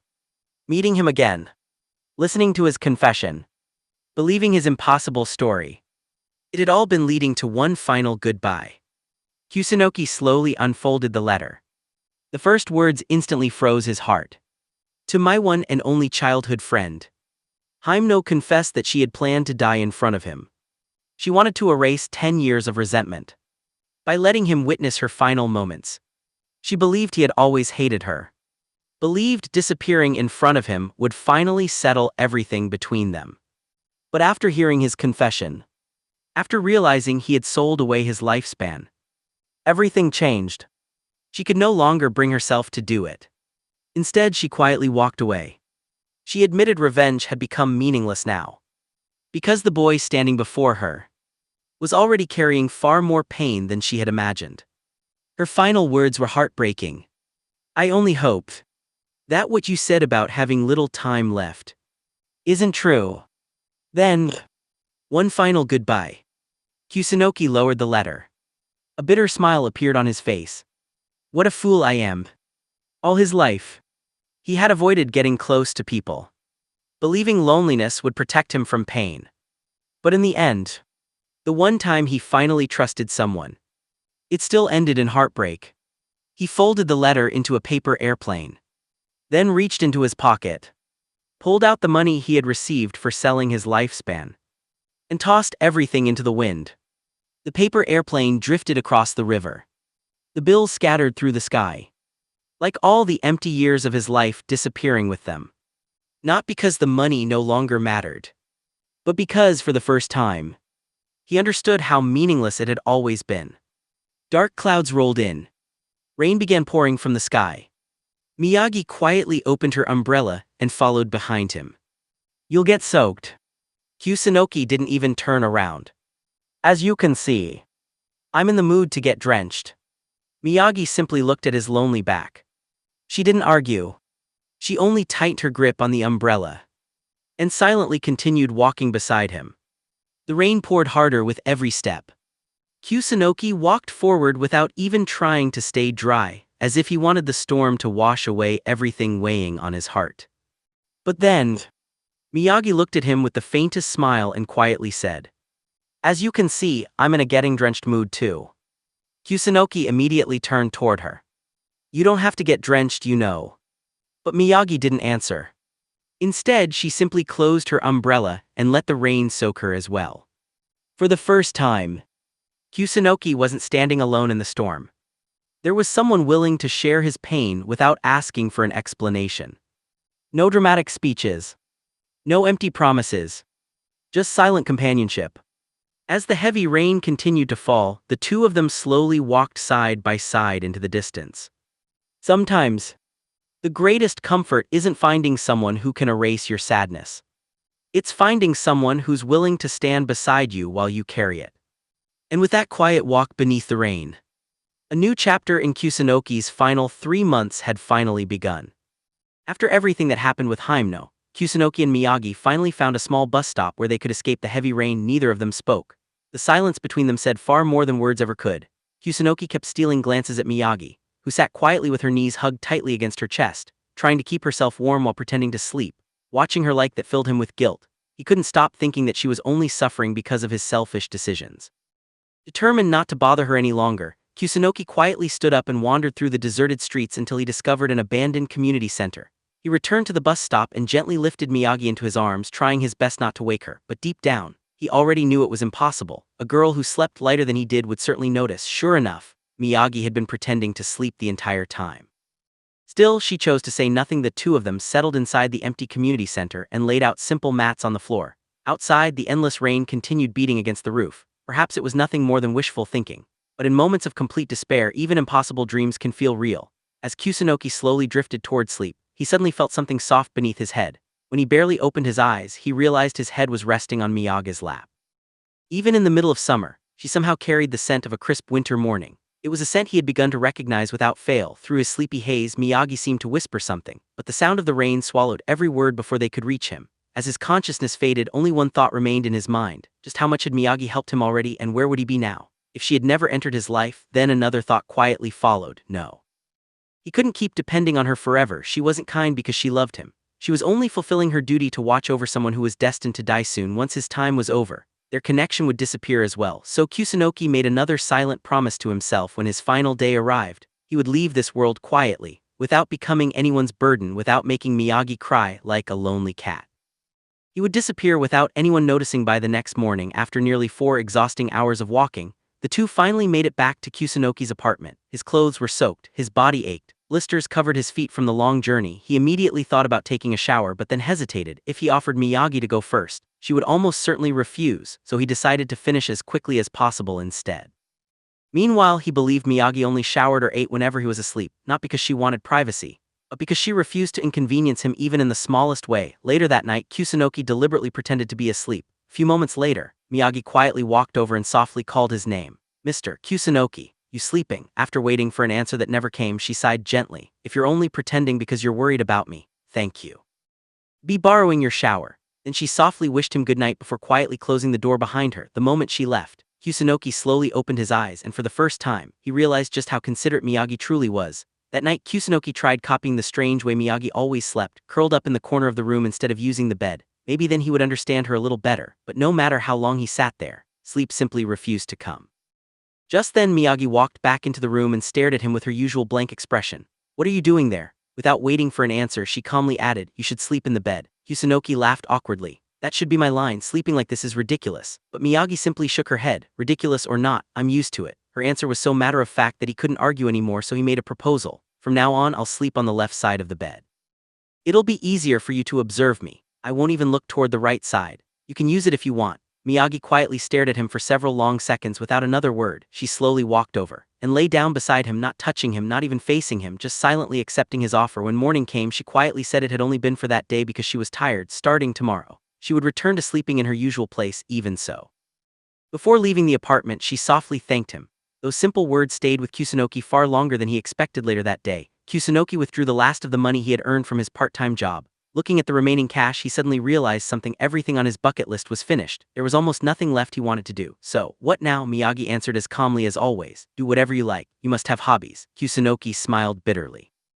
Back then, music, books, and old arcade games had been enough to keep him going. But now, he realized those weren't hobbies at all. They had simply been ways to distract himself from living. Miyagi suggested something unexpected. What about taking long walks, or counting railroad ties, or playing old arcade machines? Kusunoki laughed. Those are oddly specific. She nodded without hesitation. Yes, once watched someone spend the final month of his life lying in the back of a pickup truck, simply watching the sky. It looked peaceful. Kusunoki leaned closer. Tell me more. She glanced around the restaurant before answering. If I keep talking here, people will think we're strange. At the apartment, Miyagi began sharing story after story. They weren't grand adventures. Most of them sounded completely ordinary, tiny memories, little habits, people's final wishes, yet somehow, every story became comforting the moment it came from her lips. Listening to her felt like a child hearing bedtime stories, and for the first time in a long while, Kusunoki felt completely at peace. The following day, the two of them spent hours folding hundreds of tiny paper cranes together. While watching the colorful piles slowly grow, Kusunoki smiled. You know, I wouldn't mind spending the rest of my days like this. Miyagi looked at the growing mountain of paper cranes before quietly replying, simply continuing like this, not be so bad. For a brief moment, neither of them mentioned death, neither of them mentioned the countdown. They simply enjoyed each other's company, and that tiny moment of ordinary happiness began to feel more precious than anything Kusunoki had crossed off his bucket list, but neither of them realized. These peaceful days were quietly counting down towards something neither of them was ready to face. For a while neither of them spoke. Then, as Kusunoki stared absent-mindedly at a nearby vending machine, something suddenly clicked in his mind. His eyes widened. Oh, Miyagi looked at him curiously. What is it? Kusunoki scratched his head with an embarrassed smile. It sounds really stupid, but I just remembered something I genuinely love. Miyagi answered without hesitation. Then say it. Taking a deep breath, he finally confessed. I love vending machines. For a second, Miyagi simply blinked. What exactly do you like about them? Kusunoki laughed awkwardly. Don't really know. Ever since I was a kid, I wanted to become a vending machine when I grew up. Now even Miyagi looked completely confused. You mean, those drink machines? He nodded enthusiastically. Just drinks, cigarettes, noodles, beer, ice cream. Japan vending machines can sell almost anything. I like using them. Honestly, I even like looking at them. Miyagi thought for a moment before quietly smiling. That's certainly a unique hobby. Kusunoki couldn't help laughing. It really is a stupid hobby. But to his surprise, Miyagi gently shook her head. I think I understand. She explained that vending machines never changed. They always stood in the same place, always served the same purpose, always gave warmth whenever someone needed it. Dependable. They're more than just the things they sell. Hearing someone understand a feeling he himself couldn't explain left Kusunoki speechless. Then Miyagi quietly added, they're important to observers too. They never ignore us. Simple words hit him harder than he expected. For the first time, someone truly understood his strange obsession. Inspired, Kusunoki revealed another dream. He wanted to photograph vending machines, not artistic masterpieces, not beautiful landscapes. Just ordinary vending machines. Over and over again he explained how a scene from the novel Smoke had inspired him. A man who photographed the exact same place every single morning. The pictures looked meaningless, yet together, they quietly captured the passing of time. Kusunoki wanted to do something similar. Every day he wandered through the city photographing vending machines, not just the machines themselves, but the neighborhoods around them, the weather, the people, the scratches, the rust. Everything that silently changed around something that appeared completely unchanged. Tiny discoveries filled him with excitement. Places he'd passed hundreds of times suddenly felt brand new. Each morning he developed the film. Each evening he carefully organized every photo into albums. One day the owner of the photo studio noticed him smiling while talking to someone invisible. Is someone there? Kusunoki answered honestly. Her name is Miyagi. Her job is to observe me. The old man simply looked confused, but smiled anyway. So those vending machine photos, they're actually photos of her. Kusunoki nodded. The old man didn't really understand still. He simply smiled and said, keep at it. Those words were enough. A little later, Kusunoki suddenly lifted his camera again. This time, he pointed it toward Miyagi herself. Click, she looked at him in surprise. What are you doing? He smiled. Figured I'd take just one. Everyone else. It'll just look like a meaningless picture of a motorcycle. To me, it'll be the most meaningful photo I've ever taken. And with that single photograph, his strange journey of photographing vending machines quietly became something much deeper. It became a way of preserving the moments he spent with the one person no one else could even see, but neither of them realized. Every picture he took was becoming a memory far more precious than either of them was prepared to lose. As the days passed, Kusunoki's strange hobby became part of his everyday life. Every morning he and Miyagi would head out together, searching for another ordinary vending machine hidden somewhere in the city. To most people it looked completely ridiculous, but Kusunoki didn't mind. In fact, he'd be more worried if everyone understood him. After leaving his apartment one day, he apologized to Miyagi for making her wait, and the two quietly set off once again. Not everyone welcomed the sight. The neighbor living next door glared at Kusunoki with obvious disgust, probably thinking he was talking to himself like a madman. But Kusunoki simply smiled. He had already stopped caring about what strangers thought because the only opinion that mattered now was Miyagi's, and together they continued their quiet little journey, searching for yet another vending machine that no one else would ever notice. But while the whole world believed Kusunoki was slowly losing his mind, he had never felt more understood than he did standing beside the invisible girl. The next morning, Kusunoki and Miyagi continued their strange journey across the countryside, searching for more vending machines. It was a beautiful day with clear skies and almost no wind. After wandering for nearly 2 hours through unfamiliar roads, Kusunoki suddenly froze. He recognized the place. A small candy store from his childhood stood quietly before him. Although the shop had long since closed down, one thing had never changed. The old vending machine outside was still standing exactly where it had always been. Smiling, Kusunoki took another photograph before the two sat on a nearby park bench, eating simple snacks together. A pair of cats soon wandered into the grass nearby. Curious, Kusunoki asked if they could see Miyagi. She calmly nodded. As you can see, dogs and cats can see me, though that doesn't mean they like me. Cats immediately ran away, making Kusunoki laugh. Meanwhile, Miyagi quietly sat down and began sketching the scenery in her notebook. Watching her work, Kusunoki admitted she still wasn't very good at drawing, but Miyagi simply smiled. That's exactly why I'm practicing. Her answer made him realize something important. Neither of them was trying to become perfect. They were simply enjoying the little things they still had time to experience. As they continued exploring Kusunoki's hometown, they returned to the old candy store. This time an elderly woman was sitting quietly outside. Kusunoki greeted her politely and asked if she remembered him. The old woman smiled gently. It has been about 10 years, but personally I remember you very well. Her words instantly brought back memories Kusunoki had buried deep inside his heart. When he was just 8 or 9 years old, he had once run away from home after arguing with his mother. Lost, scared, and with nowhere to go, he had wandered into this very candy store. The old woman had found the lonely boy and asked him one simple question. You need to go home? Unable to hold back his emotions anymore, young Kusunoki burst into tears. Instead of scolding him, she welcomed him inside, gave him something warm to drink, and let him calm down. A few hours later, when his worried parents finally called, she quietly told them exactly where he was. At that moment, Kusunoki realized. Even after all these years, she had never forgotten the frightened little boy who had once appeared at her doorstep. But what he was about to remember next would completely change the way he looked at his childhood forever. The old woman smiled gently before answering Kusunoki's parents over the phone. He's here, but let him stay for another hour. Those simple words stayed with him for the rest of his life. Looking at her now, Kusunoki quietly admitted that maybe she had never considered it a big deal. But for him, that small act of kindness became the reason he never completely lost faith in people. It convinced him that even in his darkest moments there would always be someone willing to reach out a hand. After a long silence, Kusunoki asked about someone else. Himeno. The old woman slowly nodded. Hearing her name opened another painful chapter from his childhood. Back then, Kusunoki and Himeno had both been lonely children, constantly treated as outsiders at school. But as long as Himeno stayed by his side, the bullying never truly broke him. Then during the summer of 4th grade, her family suddenly moved away. Before leaving, Himeno jokingly told him that if neither of them had found someone by the age of 20, they should marry each other. To everyone else, it sounded like childish nonsense, but Kusunoki treasured those words for nearly 10 years. They became the hope he clung to whenever life became unbearable. Yet somewhere along the way, whatever affection Himeno once felt for him slowly turned into hatred. For years, Kusunoki tortured himself with one question. What did I do wrong? Then he suddenly remembered the letter Himeno had sent him when he was 17. She was never the type to write friendly letters, which meant that letter had never been casual. It had been a silent cry for help. Desperate SOS. Just like Kusunoki had once searched for hope in his childhood memories, Himeno had done exactly the same. She had dug up their old time capsule, found the memories they shared, and reached out to the only childhood friend she still trusted.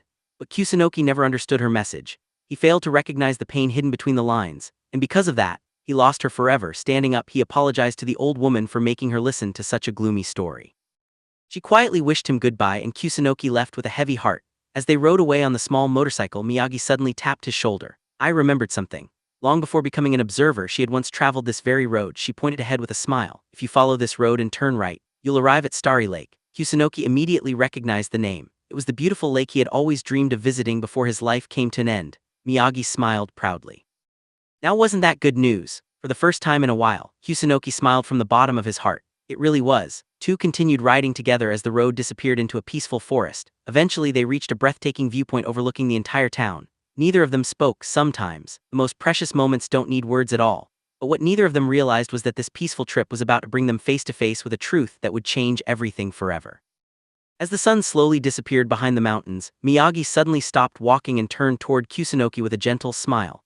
Now, listen carefully. She told him to keep his eyes closed and promised to guide him the rest of the way. Curious, Kusunoki laughed and agreed, wondering what kind of surprise she had prepared. Trusting her completely, he reached out his hand. Without hesitation, Miyagi took it. Holding hands, the two quietly walked through the darkness. After a while, Miyagi suddenly asked, "Mr. Kusunoki, what if I decided to deceive you? What if I led you somewhere dangerous, like a cliff?" Even with his eyes shut, Kusunoki answered without a moment of hesitation. "Never even considered that. Can't imagine you'd ever do something like that." Those words caught Miyagi completely off guard. A faint smile appeared on her face. She gently told him to stop, watch his step, and lie down. Only then did she whisper, "You may open your eyes." Moment Kusunoki looked up. He completely froze. Above him stretched one of the most breathtaking night skies imaginable. Countless stars covered the heavens, while the calm lake reflected the entire galaxy so perfectly that it felt like the universe itself had fallen onto the water. For a long time, neither of them spoke. They simply stared upward together. Finally, Kusunoki broke the silence. "I understand now. Now I know why you wanted to see this place before you died." After another quiet moment, Kusunoki sighed. "Miyagi, you lied to me about Himeno, didn't you?" He realized she had been trying to protect him, trying to spare him from the painful truth. Miyagi didn't deny it. Instead, she quietly revealed something she had never told anyone before. She also once had someone precious in her life, a childhood friend, just like Himeno had been to Kusunoki. The two of them had lived in a world of their own, relying only on each other because neither of them fit into society. But one day, everything changed. After Miyagi became an observer, she secretly checked on her friend, expecting him to still be grieving over her disappearance. Instead, within only a few weeks, he had already adapted to life without her. That painful discovery shattered her heart. She realized that instead of being someone's irreplaceable person, she had only been holding him back. Deep down, she admitted something she had never wanted to face. She had wanted him to remain miserable, to keep waiting for her return forever, because if he moved on, then maybe she had never truly mattered. Even after all this time, Miyagi confessed she still hadn't gathered the courage to see him again. "It's the only thing I have left to hold on to." Hearing those words, Kusunoki finally understood. Their pain was exactly the same. He quietly thanked her for understanding him. Miyagi smiled warmly. No need. Silence between them no longer felt awkward. For the first time, it felt comforting, because neither of them had to pretend anymore. But neither of them realized that the peaceful night beneath those endless stars was quietly leading them toward the heartbreaking ending that neither was ready to face. That night, after everything they had experienced together, Miyagi quietly slipped into the bed beside Kusunoki. She casually claimed it was only because the day had been exhausting. Kusunoki stole a quick glance at her, but before he could say anything, both of them simply lay there in silence. As he stared at the ceiling, one thought refused to leave his mind. If only this moment could last forever, if only the days with Miyagi never had to end. Eventually, sleep claimed them both, but when Kusunoki opened his eyes the next morning, the room felt strangely empty. Miyagi was gone. Only her notebook remained beside the bed. For a brief moment, his heart sank. It felt as though the warmth of the previous night had vanished like a dream, and with that, the peaceful chapter of their journey quietly came to an end, leaving behind only unanswered questions. But what Kusunoki was about to discover inside Miyagi's notebook would change everything he thought he knew about her. The next morning, Kusunoki couldn't stop thinking about the promise he had made. He had already decided that somehow, he would repay every single yen Miyagi had spent on him. The problem was he only had 2 months left to live. For an ordinary college student like him, earning that much money in such a short time was almost impossible. Still, one question kept bothering him. He looked at Miyagi and asked, "If I sold my lifespan again today, would it be worth more now?" After everything he had learned, after becoming a happier person, surely his life had become more valuable. But Miyagi calmly shook her head. She explained that while a person's value could change, personal happiness hardly affected the price of a lifespan. Instead, the buyers cared about things society could easily measure: fame, achievements, contributions to the world. Those were the things that truly increased a person's value. Realizing what Kusunoki was planning, Miyagi suddenly became serious. She looked straight into his eyes and quietly said, "Please don't do anything reckless." She already knew he was desperately trying to repay her debt. But she didn't want him wasting what little time he had left just to make her happy. Then Kusunoki asked a question that caught her completely off guard. "Then what would make you happy?" For the first time in a long while, Miyagi hesitated. A faint blush appeared on her face before she softly answered, "Pay more attention to me." She admitted that lately he had been so focused on solving problems that he barely talked to her anymore. It wasn't money she wanted. It wasn't repayment. She simply wanted more of his time. Meanwhile, Kusunoki still searched for another answer. Believing he had reached the limit of what he could figure out alone, he visited an old bookstore and asked the elderly owner a strange question. How can someone increase their value? The old man smiled and answered with years of experience. Focus on what you're capable of and become someone people can rely on. But after a brief pause, he added something even more important. Actually, don't trust advice from someone like me. He laughed at himself, saying that people who failed in life often turn their failures into fake lessons, pretending they would have succeeded under different circumstances. In the end, the old man warned him not to blindly believe anyone's definition of success.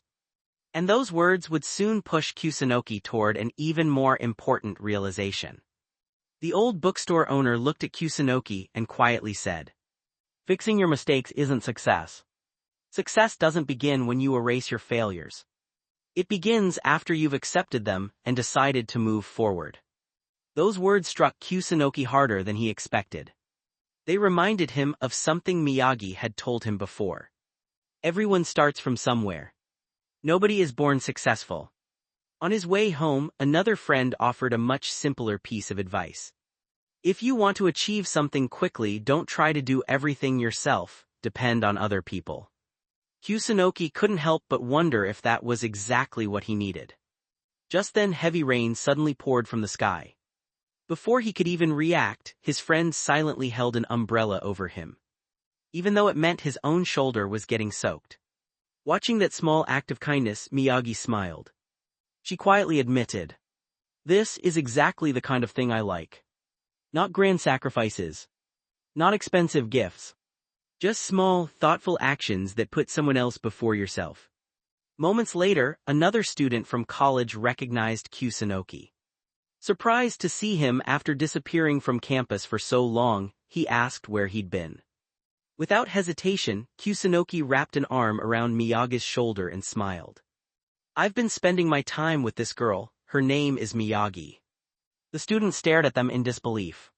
He couldn't understand why Kusunoki was talking as if Miyagi were standing right there. To everyone else, she was invisible. Calling him creepy and completely delusional, the student walked away. But Kusunoki didn't care anymore. He simply wanted someone, anyone, to believe that Miyagi truly existed, even if nobody else could see her. As the rain continued falling, Kusunoki gently patted Miyagi on the head. Embarrassed, she looked away before quietly whispering, "Thank you for that." Then she smiled. She admitted she was genuinely happy that he was willing to spend what little life he had left trying to help her. But she also told him it wasn't necessary. His remaining days were precious. She didn't want him sacrificing them for her sake. And for the first time, Kusunoki finally began to understand what it truly meant to become someone others could rely on. But he still hadn't realized that the answer he'd been searching for was much closer than he ever imagined. At that moment, Miyagi finally revealed what she truly wanted. She gently smiled and said that Kusunoki had already saved her countless times. Instead of sacrificing the little life he had left for her, she wanted something far more precious. She wanted memories. She wanted memories so warm that even decades after he was gone, she could look back on them, laugh, cry, and find the strength to keep living. Whenever loneliness surrounded her, those memories would become the warmth that carried her forward. Hearing those words, Kusunoki finally understood. There was no greater gift he could leave behind. So from that day on, he decided to fill every remaining moment with unforgettable experiences. The next stop was a peaceful lakeside park. Without a second thought, he rented a ridiculous swan boat. To everyone watching, it looked absolutely hilarious. A grown man riding a swan boat by himself. Miyagi couldn't stop laughing. She teased him mercilessly while he pretended not to be embarrassed. As they drifted across the calm lake, Kusunoki imagined how beautiful this place would become in spring, when cherry blossoms covered the water like pink snow. Then winter, when the lake would freeze over and real swans would replace the boats. For a brief moment, sadness crept into his heart. He realized he would never live long enough to see those seasons again. But the instant he looked at Miyagi's smiling face, that painful thought disappeared. Her happiness mattered more than everything he was about to lose. And this was only the beginning. Over the following days, Kusunoki did every embarrassing activity he could think of. He rode amusement park attractions alone, visited aquariums, went sightseeing, and challenged himself to do all the things people normally only did with friends or loved ones. Of course, to everyone else he looked completely ridiculous. But to him, Miyagi was always right beside him. At the water park, she shyly appeared in a swimsuit and nervously asked, "So, what do you think?" Without hesitation, Kusunoki smiled. "You look beautiful." The simple compliment left her completely flustered. From then on, he made sure to hold her hand, look into her eyes, and call her by name whenever he could. Even if nobody else acknowledged her existence, he always would. Before long, the entire town started noticing the strange young man who constantly talked to someone invisible. Some people laughed at him. Others avoided him. A few thought he was performing some kind of mime act. But surprisingly, just as many people smiled whenever they saw him. Some even felt strangely comforted by the sight. For the first time in his life, Kusunoki realized something unexpected. Not everyone judged kindness the same way. And sometimes, simply choosing to treasure someone with all your heart could change the people watching from the sidelines. But while these beautiful memories continued to grow, the countdown toward Kusunoki's final days never stopped. Kusunoki watched the reactions of the people around him. A simple realization suddenly hit him. At first he couldn't understand it. Why did nearly half the people who saw his ridiculous behavior end up smiling? Why did watching someone make a fool of himself actually brighten their day? Then the answer finally became clear. It wasn't because of what he was doing. It was because of how he looked while doing it. Despite every awkward, embarrassing, and ridiculous thing he had tried, Kusunoki genuinely looked like he was having the time of his life. And maybe that alone was enough to make others smile too. Beside him, Miyagi couldn't stop laughing, her face brighter than ever. For the first time in a long while, neither of them was thinking about the countdown. They were simply enjoying the moment. And perhaps that was the greatest happiness either of them had ever found. In a world where every passing second carries the weight of a countdown, even the smallest moment of shared warmth can feel like a rare treasure. Inside their quiet room, an unexpected conversation breaks the silence. Miyagi turns to Kusunoki, offering to do whatever he desires, feeling as though he's been the only one extending kindness. But Kusunoki just smiles, she's already given him more than enough. When he turns the question back on her, asking what she truly wants, Miyagi looks at him with steady eyes. Her only wish, she explains, is simply to know his. In a life stripped down to its final thread, their desires echo each other in a quiet, unbroken loop. The conversation shifts to a secret Miyagi held close, a mention of a childhood friend she once wished to see again. Kusunoki asks if she wants to go meet him, but Miyagi shakes her head. She doesn't want to interfere or disrupt his life, she only wants to catch a glimpse from afar. As the bus rolls through winding roads, Kusunoki worries that face-to-face reality might tarnish her treasured memories. But Miyagi looks at him and speaks with quiet certainty. She won't be disappointed because Kusunoki is right beside her. Misunderstanding her sincere words with a touch of awkward humor, Kusunoki reaches out and gently pats her head, leaving her with a subtle, rare smile. They step into a quiet, sunlit train station. Sitting on a bench inside is a young blonde man quietly reading a book, exuding an easy confidence that comes from knowing he is loved. Kusunoki realizes immediately that this is the person Miyagi came to see and offers to walk away to give her space. But Miyagi stays. She wants to see the life he has built and the person who now holds his heart. As the train arrives, a young woman steps onto the platform, her face lighting up as she greets the man. Watching them share a gentle embrace and walk away side by side, Miyagi stands still, invisible to the world yet entirely at peace. There are no regrets, no tears, only the quiet realization that the past is where it belongs. As the couple disappears into the distance, Miyagi turns back toward Kusunoki, ready to walk forward into whatever time they have left together. In a quiet hallway, Miyagi leans in with a gentle confession. She admits that because she's invisible to the world, she's often thought about pulling mischievous stunts, taking advantage of her hidden state to cross boundaries. But before she can finish her thought, Kusunoki steps in, pulling her into a sudden, quiet kiss. Stunned for a beat, Miyagi accepts the moment. As they pull apart, Kusunoki casually rationalizes it. If no one is around to judge them, why shouldn't they indulge in a little selfishness? As the countdown ticks on, Kusunoki's lifespan drops below 50 days, changing the atmosphere around them. While sitting inside a diner, a pair of loud customers mock Kusunoki for staring into empty space, calling him a creep. But before the situation sours, a towering figure steps over, Kusunoki's next-door neighbor. With a cold glance, he forces the disruptive diners to leave and quietly takes a seat. The neighbor leans in, trying to make sense of what he's witnessing. He admits he thinks Kusunoki is performing an intricate piece of pantomime, an art project designed to shake people's idea of reality. Yet he confesses something stranger. Kusunoki's act is working. He can feel an uncanny presence sitting nearby. To prove his point, the neighbor describes a girl with fair skin, delicate features, and eyes that alternate between cold and gentle. A perfect description of Miyagi standing right there. Smiling, Kusunoki tells him that Miyagi is sitting right in front of him. Seeing an opportunity, Miyagi extends her hand across the table. Kusunoki tells the neighbor to hold out his right hand. Reluctantly, the man reaches out into empty air. As Miyagi takes his hand, a strange sensation washes over him. He sits frozen, unable to tell if he's holding the hand of an invisible girl, or if his own mind is slowly being tricked into seeing the impossible. It started with a single neighbor sensing her presence, but soon the entire town began to accept Miyagi's existence. Of course, no one truly believed an invisible girl was walking beside him. Instead, they mutually agreed to indulge his delusion. As Kusunoki and Miyagi frequented local festivals, movie theaters, and attractions, he became a local legend.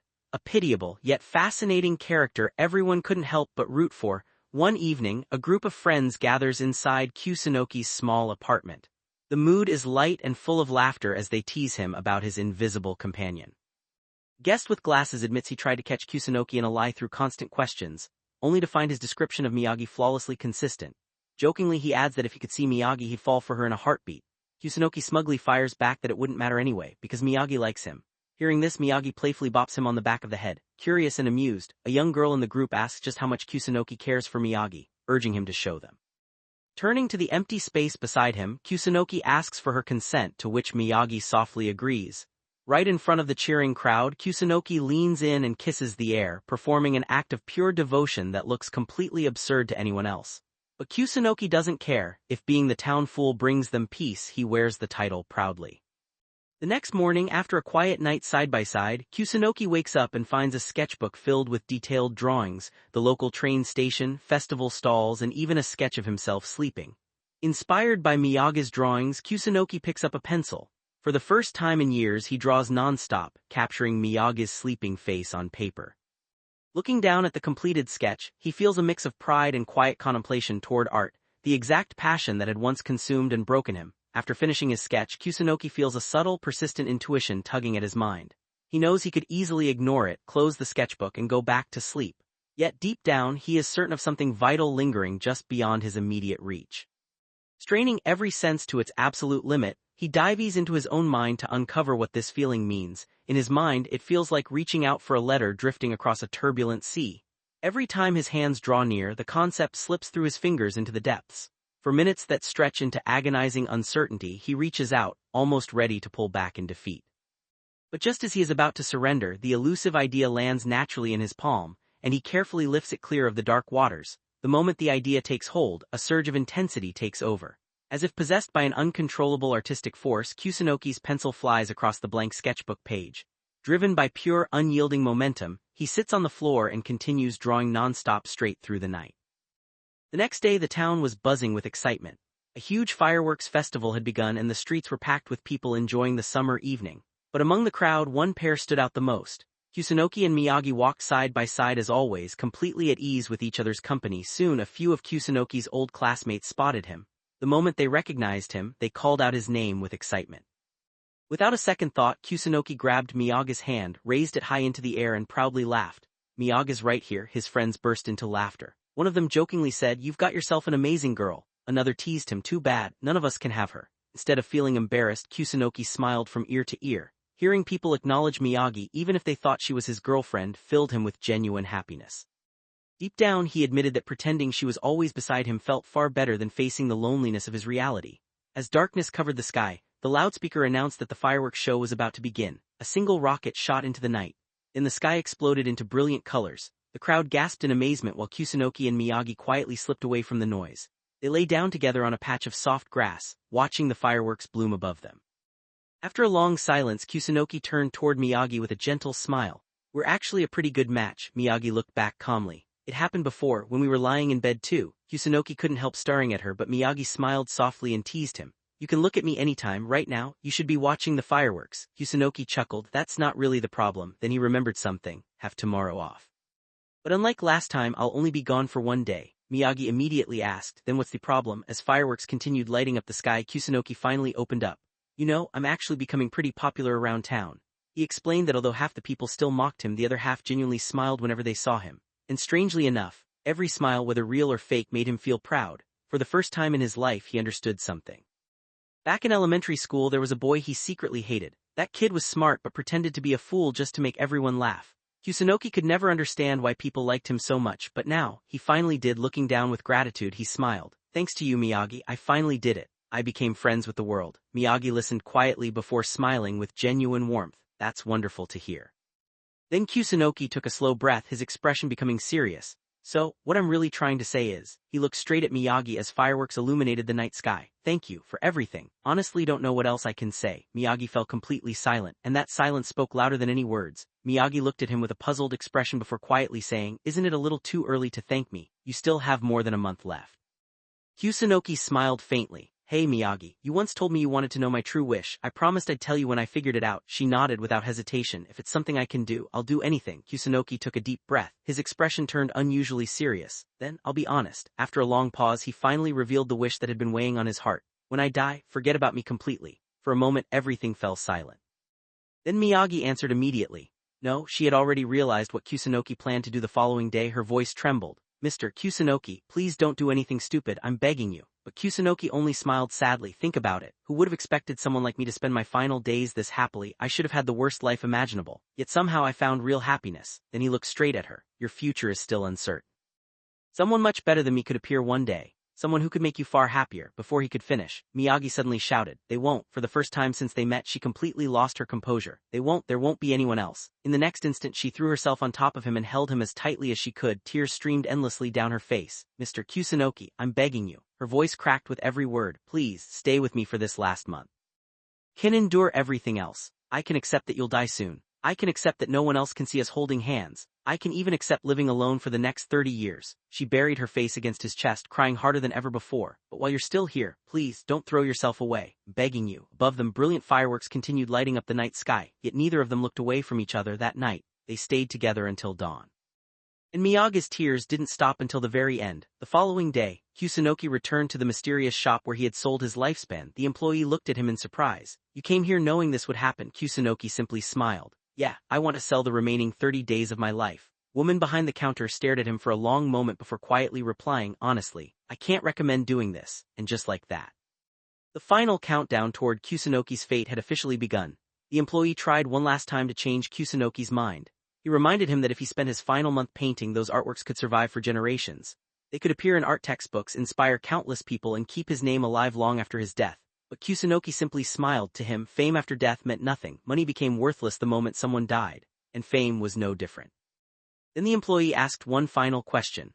You want to become eternal? Kusunoki didn't hesitate. Even if my name lived forever, it would exist in a world without me. There's nothing to be happy about. In his mind, those legendary paintings had already become nothing more than a future that would never happen. Then he quietly reflected on his past. He realized his artistic talent had always been destined to bloom, but fate stole that opportunity before it could happen.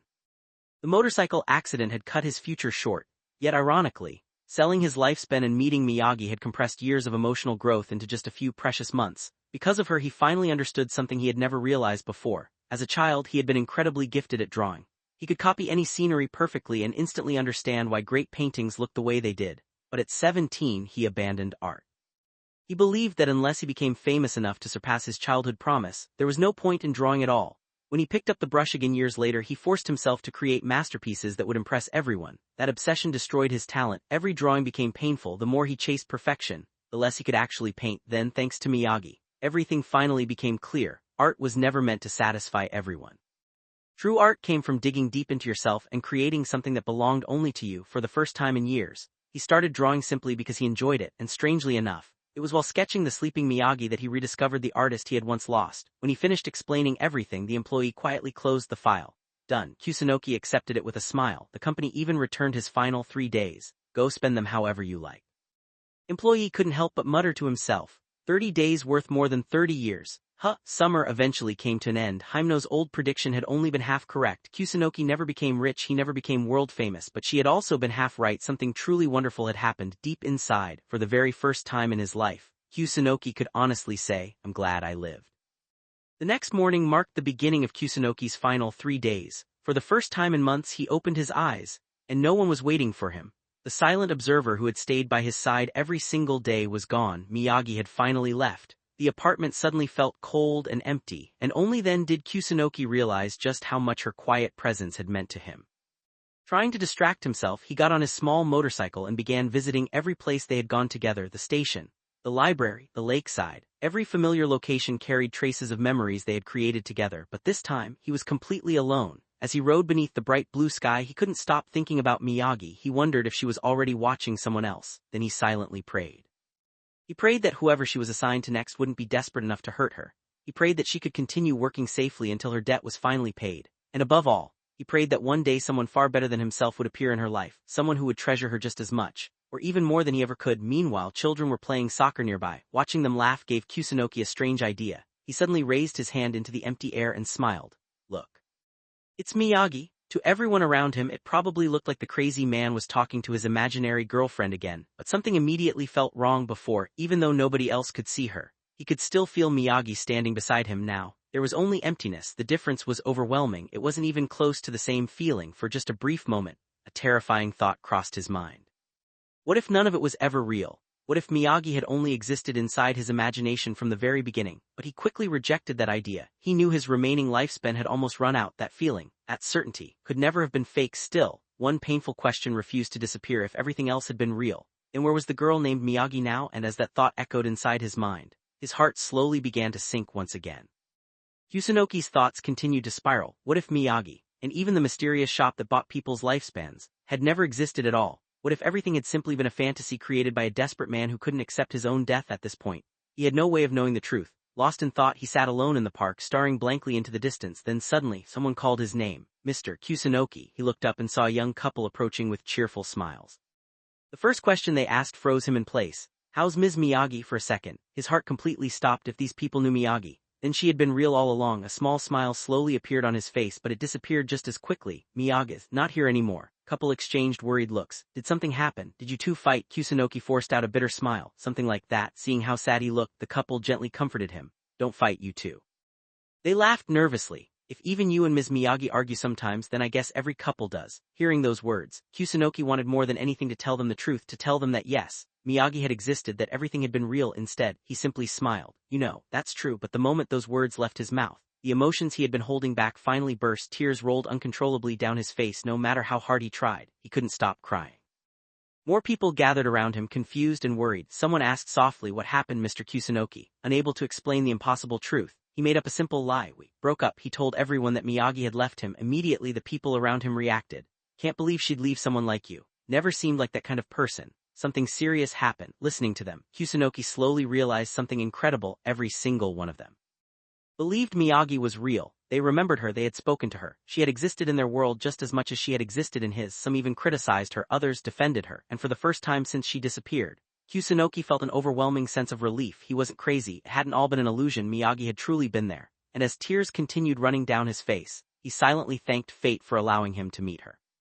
Just when Kusunoki thought everything was finally over, a familiar voice echoed behind him. One of the bystanders sighed. "Such a shame, he's such a good person." Moment Kusunoki heard that voice, his entire body froze. There was no way he could never mistake that voice, not after only a few days, not after 30 years, not even after 3,000 years. Slowly, he turned around and there she was standing right behind him, Miyagi, smiling exactly the same way she always had.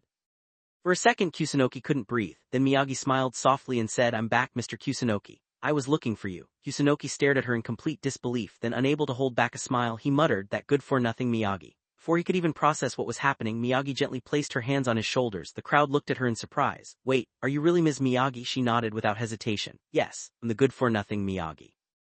Instantly everyone burst into laughter. "So she really exists. You're even prettier than we imagined." "Jealous man, take good care of Ms. Miyagi. Don't fight again." One by one the people congratulated them before happily walking away. Watching the crowd disappear, Kusunoki's mind became even more confused. If everyone could see Miyagi now, then what exactly had happened? After the crowd finally left, Miyagi quietly looked at him.